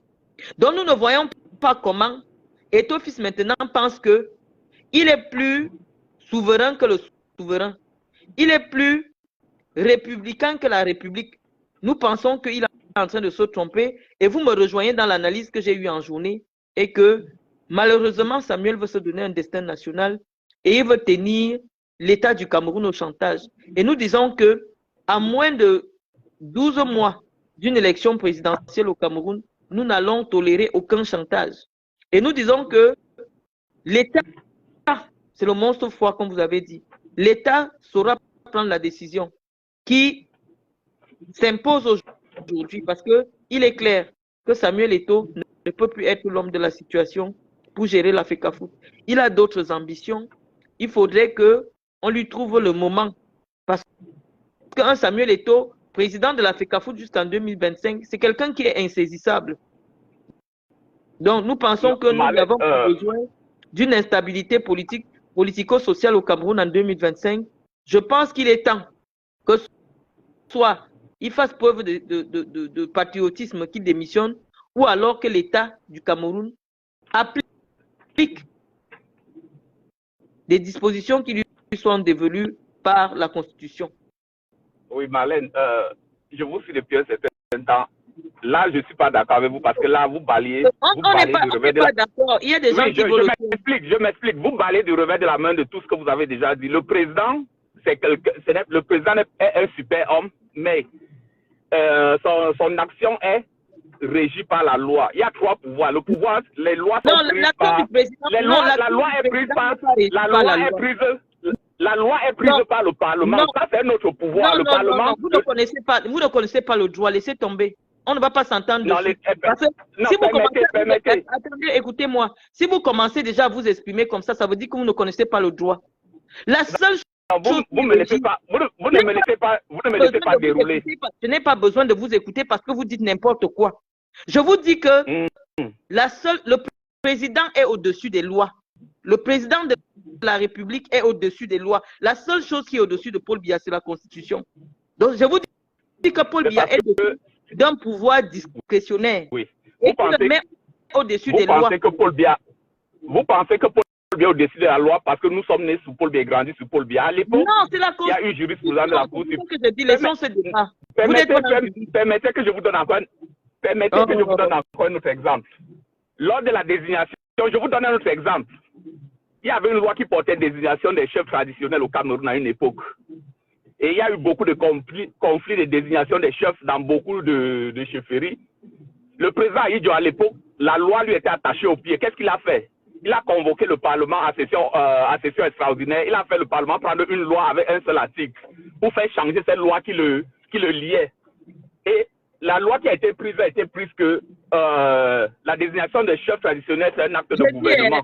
Donc, il n'y a pas de recours. Il n'y a pas de recours possible. Parce que la loi, il ne pouvait pas. Non, mon ami, pardon. Libérez un peu libérez la ligne. Vous avez été capable d'envoyer Maurice Kamto, un professeur de droit, en prison. Donc, vos affaires, vraiment, gardez-les pour vous. Nous sommes là pour éduquer. Nous ne sommes pas là pour faire une fronde contre l'État du Cameroun. Non, et je vous dis que si vous dites que les actions du président sont régies par la loi, vous vous trompez. Je vous dis que c'est la constitution du Cameroun. Non, je vous dis que c'est la constitution. Si la loi si les activités du président ne sont pas régies par la loi, ça veut dire que le président est un monarque. C'est ce que ça veut dire en République, ça veut dire que le président est un monarque. N'allons pas sur ce débat. Je ne veux pas avoir ce type de débat avec vous. Je vous ai dit, pour parler du droit, il faut avoir étudié le droit. Et quand je vous écoute, vous n'avez pas étudié le droit. Donc, c'est un débat à bâton rompu. Donc, ça ne sert à rien. Laissons tomber. Vous comprenez? Ce n'est pas la loi. Oui, c'est bon. Ce que je voulais donc dire en définitive, c'est que la situation actuelle, si on était dans un état de droit, Eto peut obtenir l'annulation de cette décision qui porte nomination. Nous sommes dans un état de droit. Je vous dis que vous avez poussé tout un professeur de droit en prison. Donc, on connaît vos positions. Et ce n'est pas salutaire pour Samuel Eto'o aujourd'hui de se mettre en face de l'État. Ce n'est de se mettre en face des ministres, de se mettre en face du président de la République. Ce n'est pas, c'est contre-productif. Je n'ai pas demandé à Samuel Eto'o de faire le bras de fer. J'ai dit que Samuel Eto'o, même pour faire un bras de fer dans une république, pour être sûr qu'on n'a pas de casserole. Or, Samuel Eto'o a beaucoup de casseroles. S'il veut faire le bras de fer, les gars vont ouvrir les dossiers, ils vont le foutre en prison. C'est pourquoi j'ai dit au départ que ce qu'il lui reste à faire, il comprend que le ministre lui met les bâtons dans les roues. Ce qu'il fait, il dépose sa démission. Il ne cherche pas à jouer, il ne cherche pas à bomber le torse. Non, il démissionne et c'est tout. C'est ce que nous avons. Ça, c'était ma contribution. Merci beaucoup. Merci. Merci. À bientôt. Merci.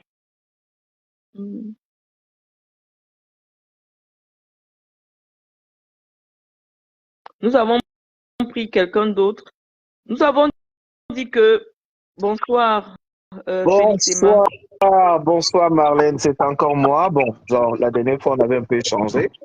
Alors je te remercie beaucoup de cette audience que tu as ce soir pour éclairer certains éléments au peuple camerounais. J'ai pris ton live en cours, mais je voulais revenir sur un article que tu n'as peut-être pas précisé. J'en ai parlé dans mon live tout à l'heure. L'article 9 des textes de 2014 dont tu as parlé quand je prenais le live. L'article 9 dit clairement que le recrutement, si tu me permets, hein, je l'ai sous les yeux. Le recrutement et salaire des membres, alinéa 1. Je pense que je vais, alinéa 1, je ne sais pas si ça passe bien. Alors, les membres, je vais lire pour nos auditeurs, parce que j'ai compris un peu la préoccupation de l'auditeur de tout à l'heure, mais il oublie qu'on est au Cameroun et que les règles sont écrites et que même du temps de l'apartheid, l'apartheid était légal, même si dans le sens humain, c'était pas acceptable. Les textes étaient là pour encadrer ça.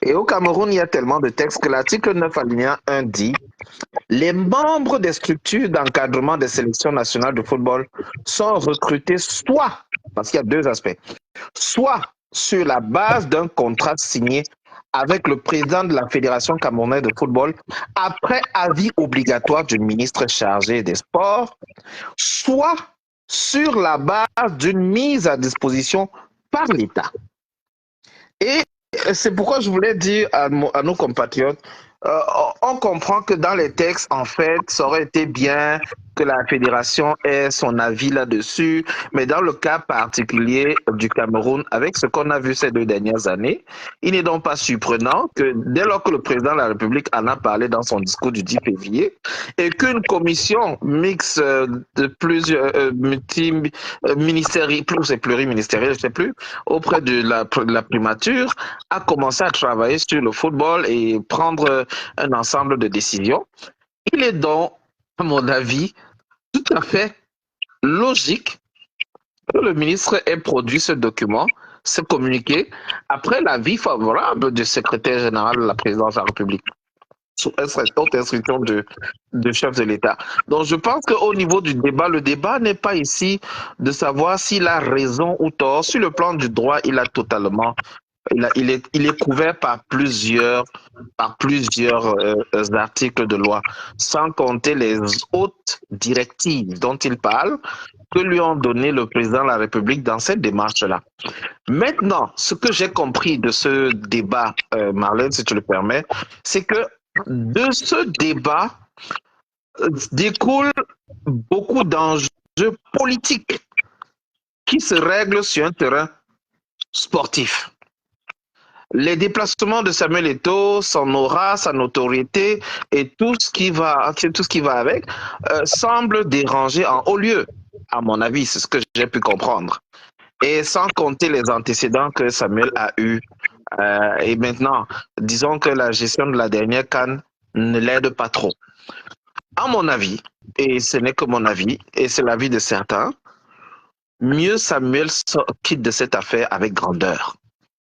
Parce que, telles que les choses sont posées, Marlène, j'aimerais te rappeler que dans ce même document, à l'article 3, à l'alinéa 1, 2 et 3, rappelle que Samuel Eto'o avait un devoir, article 3, le chapitre 2, article 3, la gestion administrative, sportive, technique des sélections nationales de football relève de la compétence de la Fédération camerounaise de football dénommée FECAFOOT. Sauf que, à l'alinéa 2, on précise bien que la gestion financière des sélections nationales de football est assurée conjointement par l'État et la Fédération sur la base de conventions et de textes particuliers que beaucoup n'ont pas.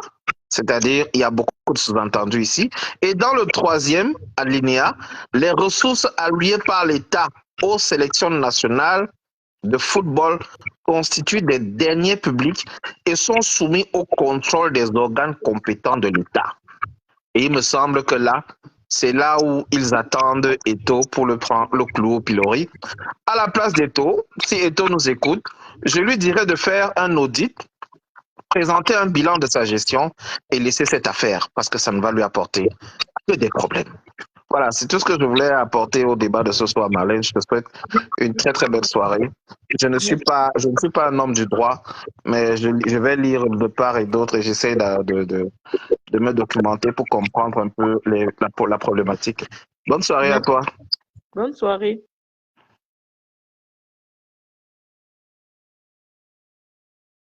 Nous sommes en train d'ajouter Cécile Bessa. J'espère qu'elle a pu se connecter. Voilà, vous avez suivi, nos nombreux intervenants nous rejoignent dans la position que nous avons eue en matinée, à savoir demander à Samuel Eto'o de démissionner simplement, parce que sa présence à la FECAFOOT n'est plus opportune. Donc, vous êtes nombreux à nous rejoindre dans cette analyse-là. Nous allons ajouter quelqu'un. Oui, Bonsoir, ma chérie. Marlène. Oui, bonsoir. Bonsoir, Marlène. Bonsoir. Ok. Vraiment, on est très contents de ce que tu fais. Hein. Ça nous prouve qu'au Cameroun, il y a quand même encore des gens qui ont de la matière grise, qui comprennent les enjeux, les gens qui doutent de ton intelligence et de ton parcours académique. Bon, on en a bien à foutre. Parce qu'à vous entendre parler, on peut imaginer que vous avez fait des grandes études. Vraiment, nous allons tous réitérer ce que tu as dit à ton fils. Et ton fils, c'est quelqu'un qui nous est très cher, c'est quelqu'un que moi j'estime beaucoup. Mais concernant cette histoire de FECAFOOT, je pense que Eto'o est en train d'aller droit au mur. Le rouleau compresseur de l'État du Cameroun a déjà été mis en marche. Vraiment, Marlène, si tu connais des gens qui connaissent Eto, même ses enfants dont tu parlais, si ses enfants peuvent lui parler, il faut que Eto abandonne cette histoire.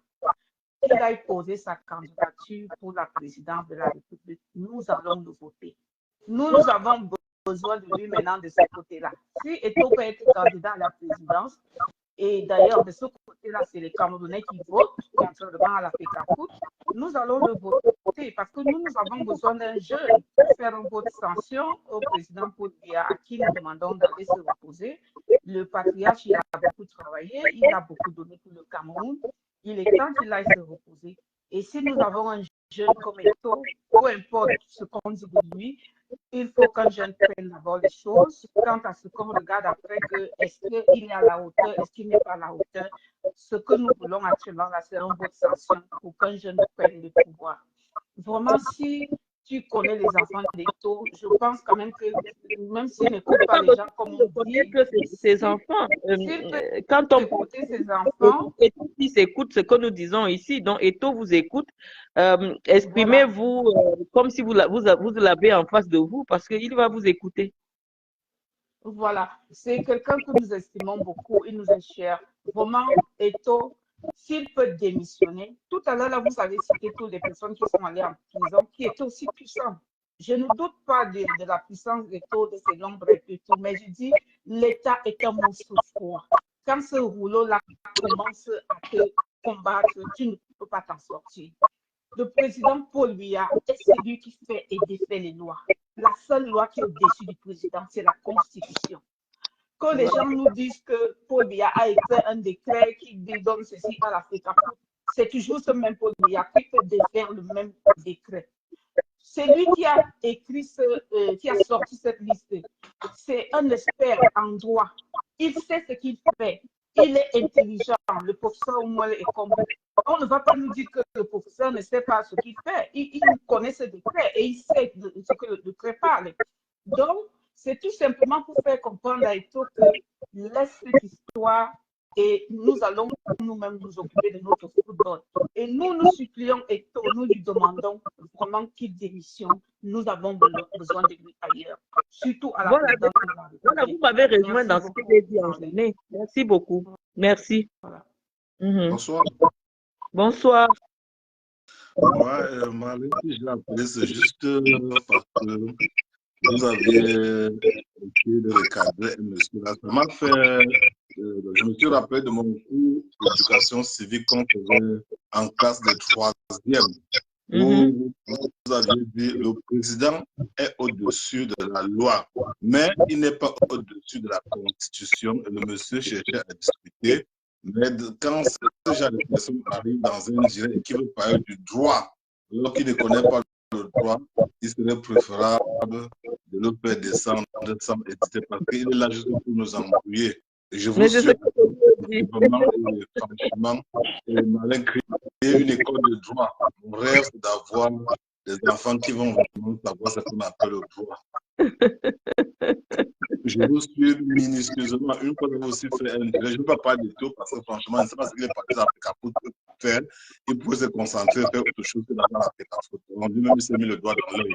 Il ne peut rien changer là-bas. Il faut qu'il quitte l'histoire africaine. S'il peut faire autre chose que l'Afrique, il faut qu'il réfléchisse lui-même. Donc, je veux juste dire ce que vous parlez concernant le droit. Je suis tellement intéressé. Ce que vous dites, c'est vrai. Et je vérifie ça chaque fois. Et ça correspond. Une fois, vous avez parlé des achats des biens immobiliers où vous avez dit vous pouviez attribuer ça à votre fils ou à votre fille. Et par la suite, l'enfant va continuer à payer ça. Et j'ai vérifié, ça a marché, Marlène. Merci infiniment pour tout ce que vous faites pour la jeunesse camerounaise. Merci, merci. Donc, vous venez suivre mes conseils pour aller appliquer en solo. Non, j'applique. Même parfois, je dis comment est-ce qu'on peut faire pour revenir. J'ai appliqué ça, ça a marché sans doute. Ce que les gens racontent, bon, je suis sûr que pas un diaspora, mais je dis ce que vous dites, c'est vrai. Je me demande qu'est-ce qui vous a poussé auparavant de vous aligner là où vous prenez là. Pourquoi est-ce que tu ne pouvais pas être sur ta ligne seule? Parce que tu nous donnes des conseils tous les jours. Et on se dit, mais elle était où depuis? Non, mais chaque chose a un temps. Chaque chose a un temps. Il faut une certaine maturité, une certaine crédibilité, parce que ça se construit, la crédibilité. Donc, on vient de prendre Maître Timban Boumou, qui est candidat à l'élection présidentielle au Cameroun, et il est avocat au barreau de Paris. Bonsoir, Maître. Oui, bonsoir. Bonsoir Marlène, bonsoir à tout le monde. Bon, alors, moi, je suis le direct, mais j'ai été particulièrement interpellé sur les questions juridiques. Parce qu'il y a un monsieur qui a dit que le ministre Moïse Kombi a violé les textes ou bien que tu as raison sur le plan juridique. C'est pas vrai. J'ai parcouru les textes. Oui, j'ai parcouru les textes. Il y a un décret. Effectivement, il y a un décret qui a été pris en 2014 pour organiser la gestion de l'équipe nationale. Mais ce décret-là est un décret vide. Parce que le décret dit la gestion administrative de l'équipe nationale appartient à la FECAFOOT. Bon, le mot, qu'est-ce qui est dans le mot gestion administrative? Il n'y a rien. Donc, en droit, quand une expression est vague comme ça, on dit qu'il y a un vide juridique. Voilà, donc, et maintenant, dans ce même décret-là, sur les dispositions financières, on dit que des conventions et textes particuliers seront signés pour organiser cela dans le décret. Et qu'est-ce qui s'est passé? Ces conventions-là ont été signées en 2014 et aménagées en 2015. Et que disent ces conventions? Ces conventions disent que l'État, comme ça, une incidence financière, soit la FECAFOOT propose des entraîneurs et le ministre donne un avis obligatoire sur le choix des entraîneurs. Ou alors, l'État met à la disposition de la FECAFOOT un entraîneur. En réalité, l'État, comme c'est l'État qui va supporter les charges financières de cet entraîneur, l'État a réussi l'astuce pour gérer maintenant, pour avoir la possibilité de contrôler la désignation des entraîneurs. Voilà. Et si vous prenez toutes les décisions de désignation des entraîneurs des équipes U20, U23 de la FECAFOOT actuelle, vous allez voir qu'on vise toujours les conventions de 2014 et 2015. J'ai ça devant moi, je ne peux pas les lire parce que bon, c'est un peu long. Donc, ces conventions sont ces conventions-là qui donnent le pouvoir au ministre de l'éducation physique, qui est dans l'État, de mettre à la disposition de la FECAFOOT un entraîneur. C'est ça. Parce que les gens lisent le décret. Le décret est vague. Le décret prévoit dans une de ses dispositions, je crois que c'est l'article 3 ou 4, que des conventions particulières seront signées. Et ces conventions-là ont été signées en 2014 et 2015. Et c'est celles-là qui donnent le pouvoir à l'État de mettre à la disposition de la FECAFOOT des entraîneurs. Ou alors, l'État peut permettre à la FECAFOOT de proposer des entraîneurs et donne son avis obligatoire. Donc, il faut que les uns et les autres comprennent ça. Donc, ceux qui disent que le ministre a violé le texte, non, c'est pas vrai. Et la FECAFOOT le sait. Hein, la FECAFOOT le sait, puisque même dans les textes de désignation des entraîneurs, on vise ces conventions-là. Hein, c'est cette petite subtilité-là que beaucoup de personnes, je ne sais pas pourquoi des gens n'arrivent pas à expliquer des choses. Les gens font semblant, amener les Camerounais à dire n'importe quoi, alors qu'ils savent, c'est des juristes parfois. Je ne sais pas pourquoi on peut mettre des émotions là où il y a le droit. Donc, sur le plan du droit, le professeur Moïse Kombi et l'État n'ont pas violé un texte. Ce que M. Eto'o doit plutôt faire, c'est de chercher à revoir ces décrets de 2014 et ces conventions qui ont été signées par ses prédécesseurs et qui sont toujours applicables. La preuve de l'application de ces conventions, c'est que lui-même, lorsqu'il est nommé président de la FECAFOOT, il propose des noms qu'il envoie à la présidence. Parce que la présidence, c'est l'État. Et la présidence accepte les propositions qu'il a faites. On a lu ça, comment on écrivait au ministre Moïse Kombi que Song, celui qui était là, Rigobert Song, et l'autre français, la Migné, et tous les autres, que le président a marqué son haut accord. Donc c'est la loi, hein. C'est pas que c'est la loi, c'est la règle. C'est les textes qui sont pris. Donc, il ne faut pas que les gens commencent à donner l'impression que le mot les combi bien l'État a violé la loi. Vous savez, moi, moi, j'aime quand on respecte les lois. Moi, je suis vraiment rigoureux là-dessus. Et s'il y avait une violation de la loi, j'allais le dire ici clairement. J'allais le dire ici clairement. Il n'y a pas eu de violation de la loi. Bon, alors, autre chose, j'ai suivi, et là, ça m'intéresse. Quelqu'un dit là que, une dame, une de nos sœurs, compatriotes, qui a dit là que M. Eto'o-Fils vienne être candidat à la présidentielle. Ça, c'est aussi une discrétion. M. Eto'o-Fils ne peut pas être candidat à l'élection présidentielle du Cameroun pour deux raisons. Il a été condamné en Espagne. Et la loi camerounaise, le code électoral dit que une personne qui a été condamnée, on ne dit pas dans quel pays, on dit simplement condamné à plus de 6 mois de prison. Condamné tout simplement. Hein. On ne dit pas que condamné au Cameroun ou bien condamné à l'étranger. Toute personne qui a été condamnée ne peut pas être inscrite sur une liste électorale. Or, l'une des conditions d'éligibilité à l'élection présidentielle, c'est d'être inscrit sur une liste électorale. Donc, M. Eto'o-Fils ne peut jamais, en l'état, avoir une carte électorale. Et s'il a, le moment venu au Conseil constitutionnel, la loi qui le permet, les autres candidats vont soulever son inéligibilité pour ce fait-là, parce qu'il a été condamné. Il a été condamné à 20 mois de prison. La condamnation est là. Mais ce qui lui fait ne pas purger cette peine, c'est qu'il y a ce qu'on appelle dans ces pays-là les libertés probatoires. C'est-à-dire qu'on te condamne, mais on te dit que si tu payes telle somme d'argent, tu rembourses le délit, tu ne vas pas en prison. Mais on n'efface pas la condamnation. C'est comme quand on a gracié une personne. On vous gracie aujourd'hui. Vous sortez de prison, mais la condamnation reste dans votre casier judiciaire.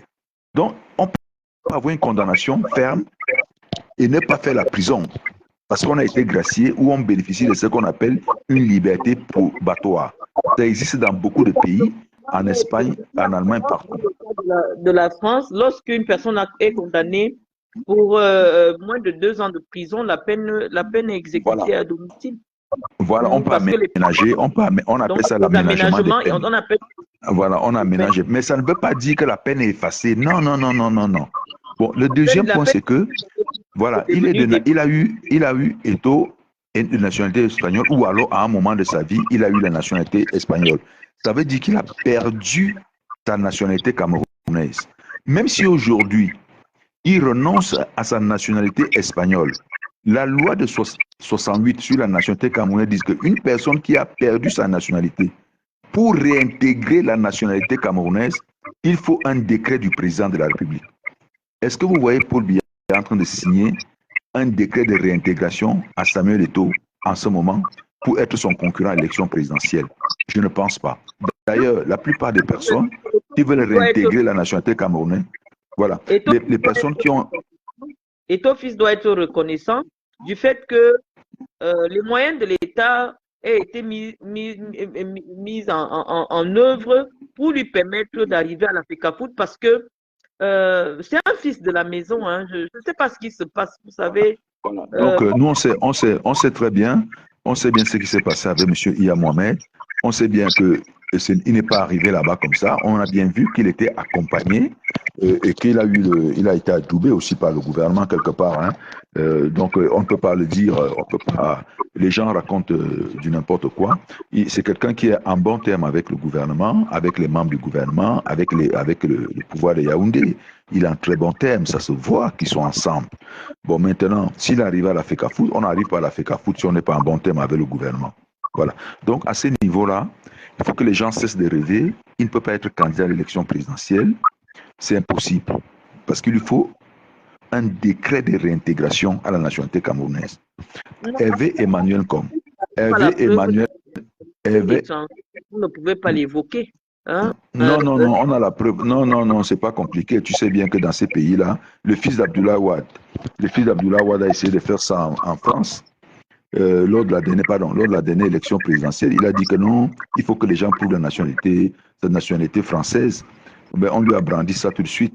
Quand l'État va chercher les moyens pour avoir son décret de naturalisation, c'est quoi? Ça existe dans les documents en Espagne. C'est pas un problème, ça. Et en plus de ça, il y a beaucoup de choses qui ont été faites. Même le simple fait qu'il était aligné dans le cas de l'UEFA, on le considérait comme joueur espagnol parce qu'il y avait la limitation du nombre de joueurs. Donc, il a bénéficié de ça parce qu'il y a des preuves. Non, c'est pour les preuves, elles seront établies. Elles peuvent être établies et il le sait. Donc, c'est pas un problème, ça. Ça peut être établi. Non, On va chercher, voilà. content de lui dire simplement de faire profil bas parce que nous l'aimons énormément. C'est un Voilà. jeune Donc,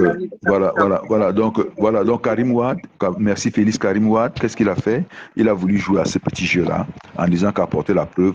Mais il était surpris le jour-là, on a brandi son décret. Et là, il a abandonné. C'est pour ça qu'il n'a pas été candidat. Donc, et c'est d'autres candidats qui ont soulevé ça. Hein, c'est d'autres candidats. Donc, le code électoral permet que les autres candidats peuvent contester une candidature d'un concurrent. Hein. Donc ça, c'est des faits. Donc il faut que les Camerounais sortent de cette digression-là. Il ne sera jamais président. Il ne peut pas être président. Ce qu'il a à faire, il a d'autres choses à faire. Il a une bonne aura. C'est de faire vraiment d'autres choses plus importantes. Je l'ai proposé ce matin. Vous n'êtes pas dans les secrets des dieux. Nous, l'information que nous avons ici à notre niveau, les gens s'apprêtent à prendre le pouvoir par la force au Cameroun. Et donc, il y aura une personnalité qui fait le consensus, qui va être porté à la tête de la transition. Vous ne connaissez pas les plans des gens. Lorsque les gens vous disent que... autre chose, Marlène, le Cameroun, il n'y a jamais eu ce style de prise de pouvoir. Non, il faut regarder chaque pays. Non, il faut regarder l'évolution de chaque pays. Amadou Ahidjo, comment il a pris le pouvoir? Comment André Marimbida, comment Paul Biya a pris le pouvoir? C'est ça la même chose. Ne vous attendez pas à une manifestation. Les gens se posent la question, mais pourquoi les Camerounais sont comme ça? Ils se laissent faire, ils ne manifestent pas. Non. Vous savez, un pays a des bases spirituelles. Tout pays a des bases. C'est comme des familles. Malin, ta famille, il y a des choses, des pratiques dans ta famille, que je connais d'ailleurs, qui est la mienne aussi quelque part. Il y a des pratiques là-bas, ou alors des comportements là-bas, qui vont rester dans cette famille-là. Même s'il y a après des générations. C'est comme ça aussi un État. Le Cameroun que vous voyez ici, il n'y aura pas ce qui se passe au Sénégal, en Centrafrique et tout le reste. Le Cameroun, il y aura une élection présidentielle en 2025. Et il y aura un nouveau président au Cameroun dans la paix et dans le calme. Ça, je vous garantis. Et il y a des gens qui disent que les gens vont marcher au Cameroun. Les gens vont marcher au Cameroun avec... les gens vont marcher au Cameroun. Les gens vont faire ceci, vont faire cela. C'est faux. Il n'y aura rien. Il y a quelqu'un qui me dit qu'au Gabon, on ne s'attendait pas à ça. Non, au Gabon, vous ne savez pas ce qui s'est passé au Gabon. Hein? Est-ce que vous savez qu'au Gabon, il y a eu un coup d'État là-bas? Vous ne savez pas ça? Vous ne savez pas qu'au temps de Bongo, Omar Bongo était quoi? C'était un sergent de l'armée française. Léon Ba, comment ça s'est passé? Vous savez comment ça s'est passé là-bas? Vous croyez que c'est nouveau ce qui s'est passé au Gabon là? C'était un coup d'État du même style, un coup d'État doux, où on a fait prêter serment à Bongo en France, à l'ambassade du Gabon en France. Et il est venu, Léon Ba étant couché à l'hôpital en France. C'était un coup d'État. Maître, la connexion nous fait un peu défaut. Donc moi, oui, ok. Très mal. Okay. Donc, on va essayer de trouver quelqu'un d'autre qui va intervenir. Merci. Essayez de descendre un peu. La connexion, ça grisaille un peu. Oui, en fait, je ne sais même pas comment je fais la plus sortie. Attends. Voilà. Donc, voilà, nous remercions Maître Christian Boumba, candidat à l'élection présidentielle. Nous disons que nous ne voulons pas rentrer dans le conversation quand il s'agit déjà d'évoquer les ambitions des uns et des autres. Mais nous restons et nous disons que jusqu'à présent, rien n'empêche Samuel Eto'o d'être soit président d'un parti politique, soit candidat à l'élection présidentielle. Après, l'issue de sa candidature ne nous concerne pas. L'autorité en charge d'évaluer les candidatures et de décider nous dira le moment venu. Mais l'aspiration de la jeunesse camerounaise aujourd'hui est de porter une personnalité jeune qui correspond à leurs ambitions à la tête de l'État. Donc, nous n'allons pas nous avancer de peur de tomber dans la diffamation pour dire que tel est de telle nationalité, tel a fait ceci, tel a fait cela, si nous n'avons pas les preuves tangibles de ce que nous avançons. Donc, c'est le peuple qui décide. Et je vous dis qu'on ne peut pas prédire du scénario qui pourrait se passer au Cameroun. Mais tous les signaux nous montrent que Paul Biya, jusqu'à présent, sera le candidat du RDPC, parce que les tests du RDPC sont connus. Le RDPC a pour candidat naturel à l'élection présidentielle le président du parti. Et donc, tant que le RDPC n'a pas organisé un congrès pour désigner un autre président, nous savons que c'est le président Paul Biya qui est candidat pour le compte du RDPC. Et nous pensons que le scénario qui est en train de s'imaginer à Yaoundé est que le président décède. Vous avez lu un membre du gouvernement. Je pense que sa parole est suffisamment plus pesante que celle d'un opposant du régime, parce que Maître Momo vous a écrit qu'on ne peut pas envisager le changement du président tant que le président est en vie. Donc pour lui, il est déjà admis par tous les partenaires politiques de Paul Biya que tant que Paul Biya est en vie, il vous a écrit ça dans un livre. Je vous invite à aller lire sa page portable. Il est clair dans sa position. Et je pense que la position qu'ils ont reçue du secrétaire général du RDPC lors des obsèques à Pakistan, à l'Ouest, que le président sera candidat. Mais je vous dis que les ennemis de la République savent que en cas de décès du président, le président aura quand même 92 ans. Ils vont prendre le pouvoir par les armes. Et donc, c'est dans ce scénario-là que les gens envisagent déjà des positions de chef de la transition. Vous avez entendu le professeur Titi-Edouard qui s'est proposé de mener la transition. On ne peut pas parler de transition dans un système où il y a un président élu pour un mandat qui est connu. Donc, quand les gens se lèvent déjà pour dire qu'il y a transition, c'est parce que dans les chaumières, dans les secrets des dieux, on sait qu'il y aura une prise de pouvoir par les armes comme ça.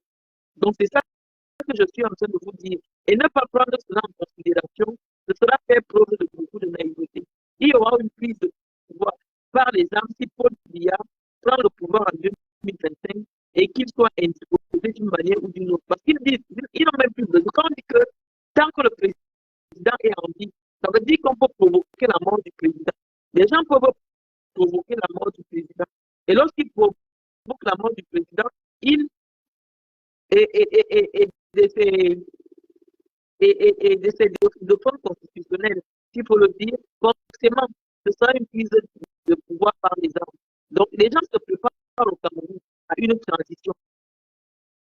Et je vais vous dire que des gens pensent qu'il faut une personnalité qui fasse l'unanimité, d'où la nécessité aujourd'hui de Samuel Eto'o de se présenter comme un homme providentiel qui est aimé dans tout le Cameroun. Parce que sinon, il n'y a aucun intérêt. Les gens qui votent à la FECAFOOT, il y a 120 personnes qui sont identifiées, on les connaît. Donc la campagne populaire de Samuel Eto'o n'a de sens que pour quelqu'un qui s'attend à convaincre les Camerounais qu'il est l'homme providentiel. Pourquoi un objectif, nous ne connaissons pas. Mais je vous dis déjà que lorsque une jeune prend le pouvoir, vos appels de que le président doit donner le décret à tel, parce que ça n'existe plus. On décide simplement que c'est cet homme qui peut conduire la transition pendant 4 ans pour que le pays soit apaisé. Et les gens se préparent, malheureusement. Mais nous disons que nous, les citoyens, les patriotes camerounais, nous allons être vigilants. Nous allons contrôler ce qui va se passer à la présidence de la République. Donc, les amis, nous pensons que nous avons été suffisamment polis. Vous avez vu des juristes reconnus dont la notoriété est établie, notamment l'avocat Maître Boumou. Il est venu ici, il est avocat à barreau de Paris. Il est venu nous dire que je ne me trompe pas. Ce que je dis, c'est la vérité sur le plan du droit. Je suis peut-être une femme. J'ai peut-être suivi un parcours différent de ce qui devrait être le mien, pour savoir exercer une carrière judiciaire. Mais quand je parle de droit, tous les juristes sont d'accord avec nous. Donc, les amis, Nous sommes là pour éduquer le peuple camerounais. Nous ne sommes pas là pour nous servir de la petite notoriété que nous avons sur les réseaux sociaux pour dresser les Camerounais les uns contre les autres. J'aimerais dire à nos compatriotes qui viennent ici euh, me tenter, m'insulter, me traiter de tout, que notre seule ambition est d'élever le maximum de Camerounais à un certain niveau, de comprendre les enjeux, de comprendre même les lois de leur pays. La compréhension des lois nécessite, je vous dis, le droit, c'est une science qui nécessite un certain apprentissage. Donc, si j'étais une usurpatrice, tous les juristes, je vous dis que j'ai au moins 100 docteurs en droit sur ma page. J'ai des avocats, barons de Paris, barons de Belgique, partout, qui sont sur ma page. Donc, si je vous disais n'importe quoi, ils devaient monter et vous dire que non, Marlène, c'est quelque chose que vous dites. Quand je dis quelque chose, personne, c'est difficile de me contredire parce que je parle de ce que je fais et je parle de ce qui est vrai. Ça peut souvent paraître bizarre quand les acteurs même du droit ne se sont pas encore prononcés. Mais lorsque je vous dis quelque chose, parce que je connais la loi, je connais le droit et je connais comment la politique fonctionne dans mon pays. Donc, nous sommes en train de dire que État fils ne peut rien faire. Tout ce qu'il essaie de faire maintenant, ce n'est que le désordre. Et en tant qu'ami de Samuel Eto'o, en tant que personne qui soutient Samuel Eto'o, nous disons à Samuel Eto'o de se préparer à passer la main. Il n'est pas plus important que le Cameroun. Et c'est la même chose que nous avons dit à Paul Biya. Les hommes ne sont pas plus importants que les institutions. S'il pense que son ego est Paul Biya a blessé son ego, qu'il se retire simplement. Le pays vit dans une certaine fragilité institutionnelle qui ne nécessite pas que, à l'heure actuelle, que le président de la République a 91 ans, il y ait une autre forme dans l'Afrique. Vraiment, ayez pitié du père. Celui qui n'est pas d'accord avec ce qui se fait aujourd'hui à la présidence de la République décale comme nous on a décalé et se mettre soit dans l'opposition, soit pour se préparer à embrasser un destin national. Donc, les amis ont dit que le direct bug, je vais raccrocher et puis on fera notre direct un autre jour. Donc, sur ce, les amis, je vous dis au revoir et puis à très bientôt. Bye bye.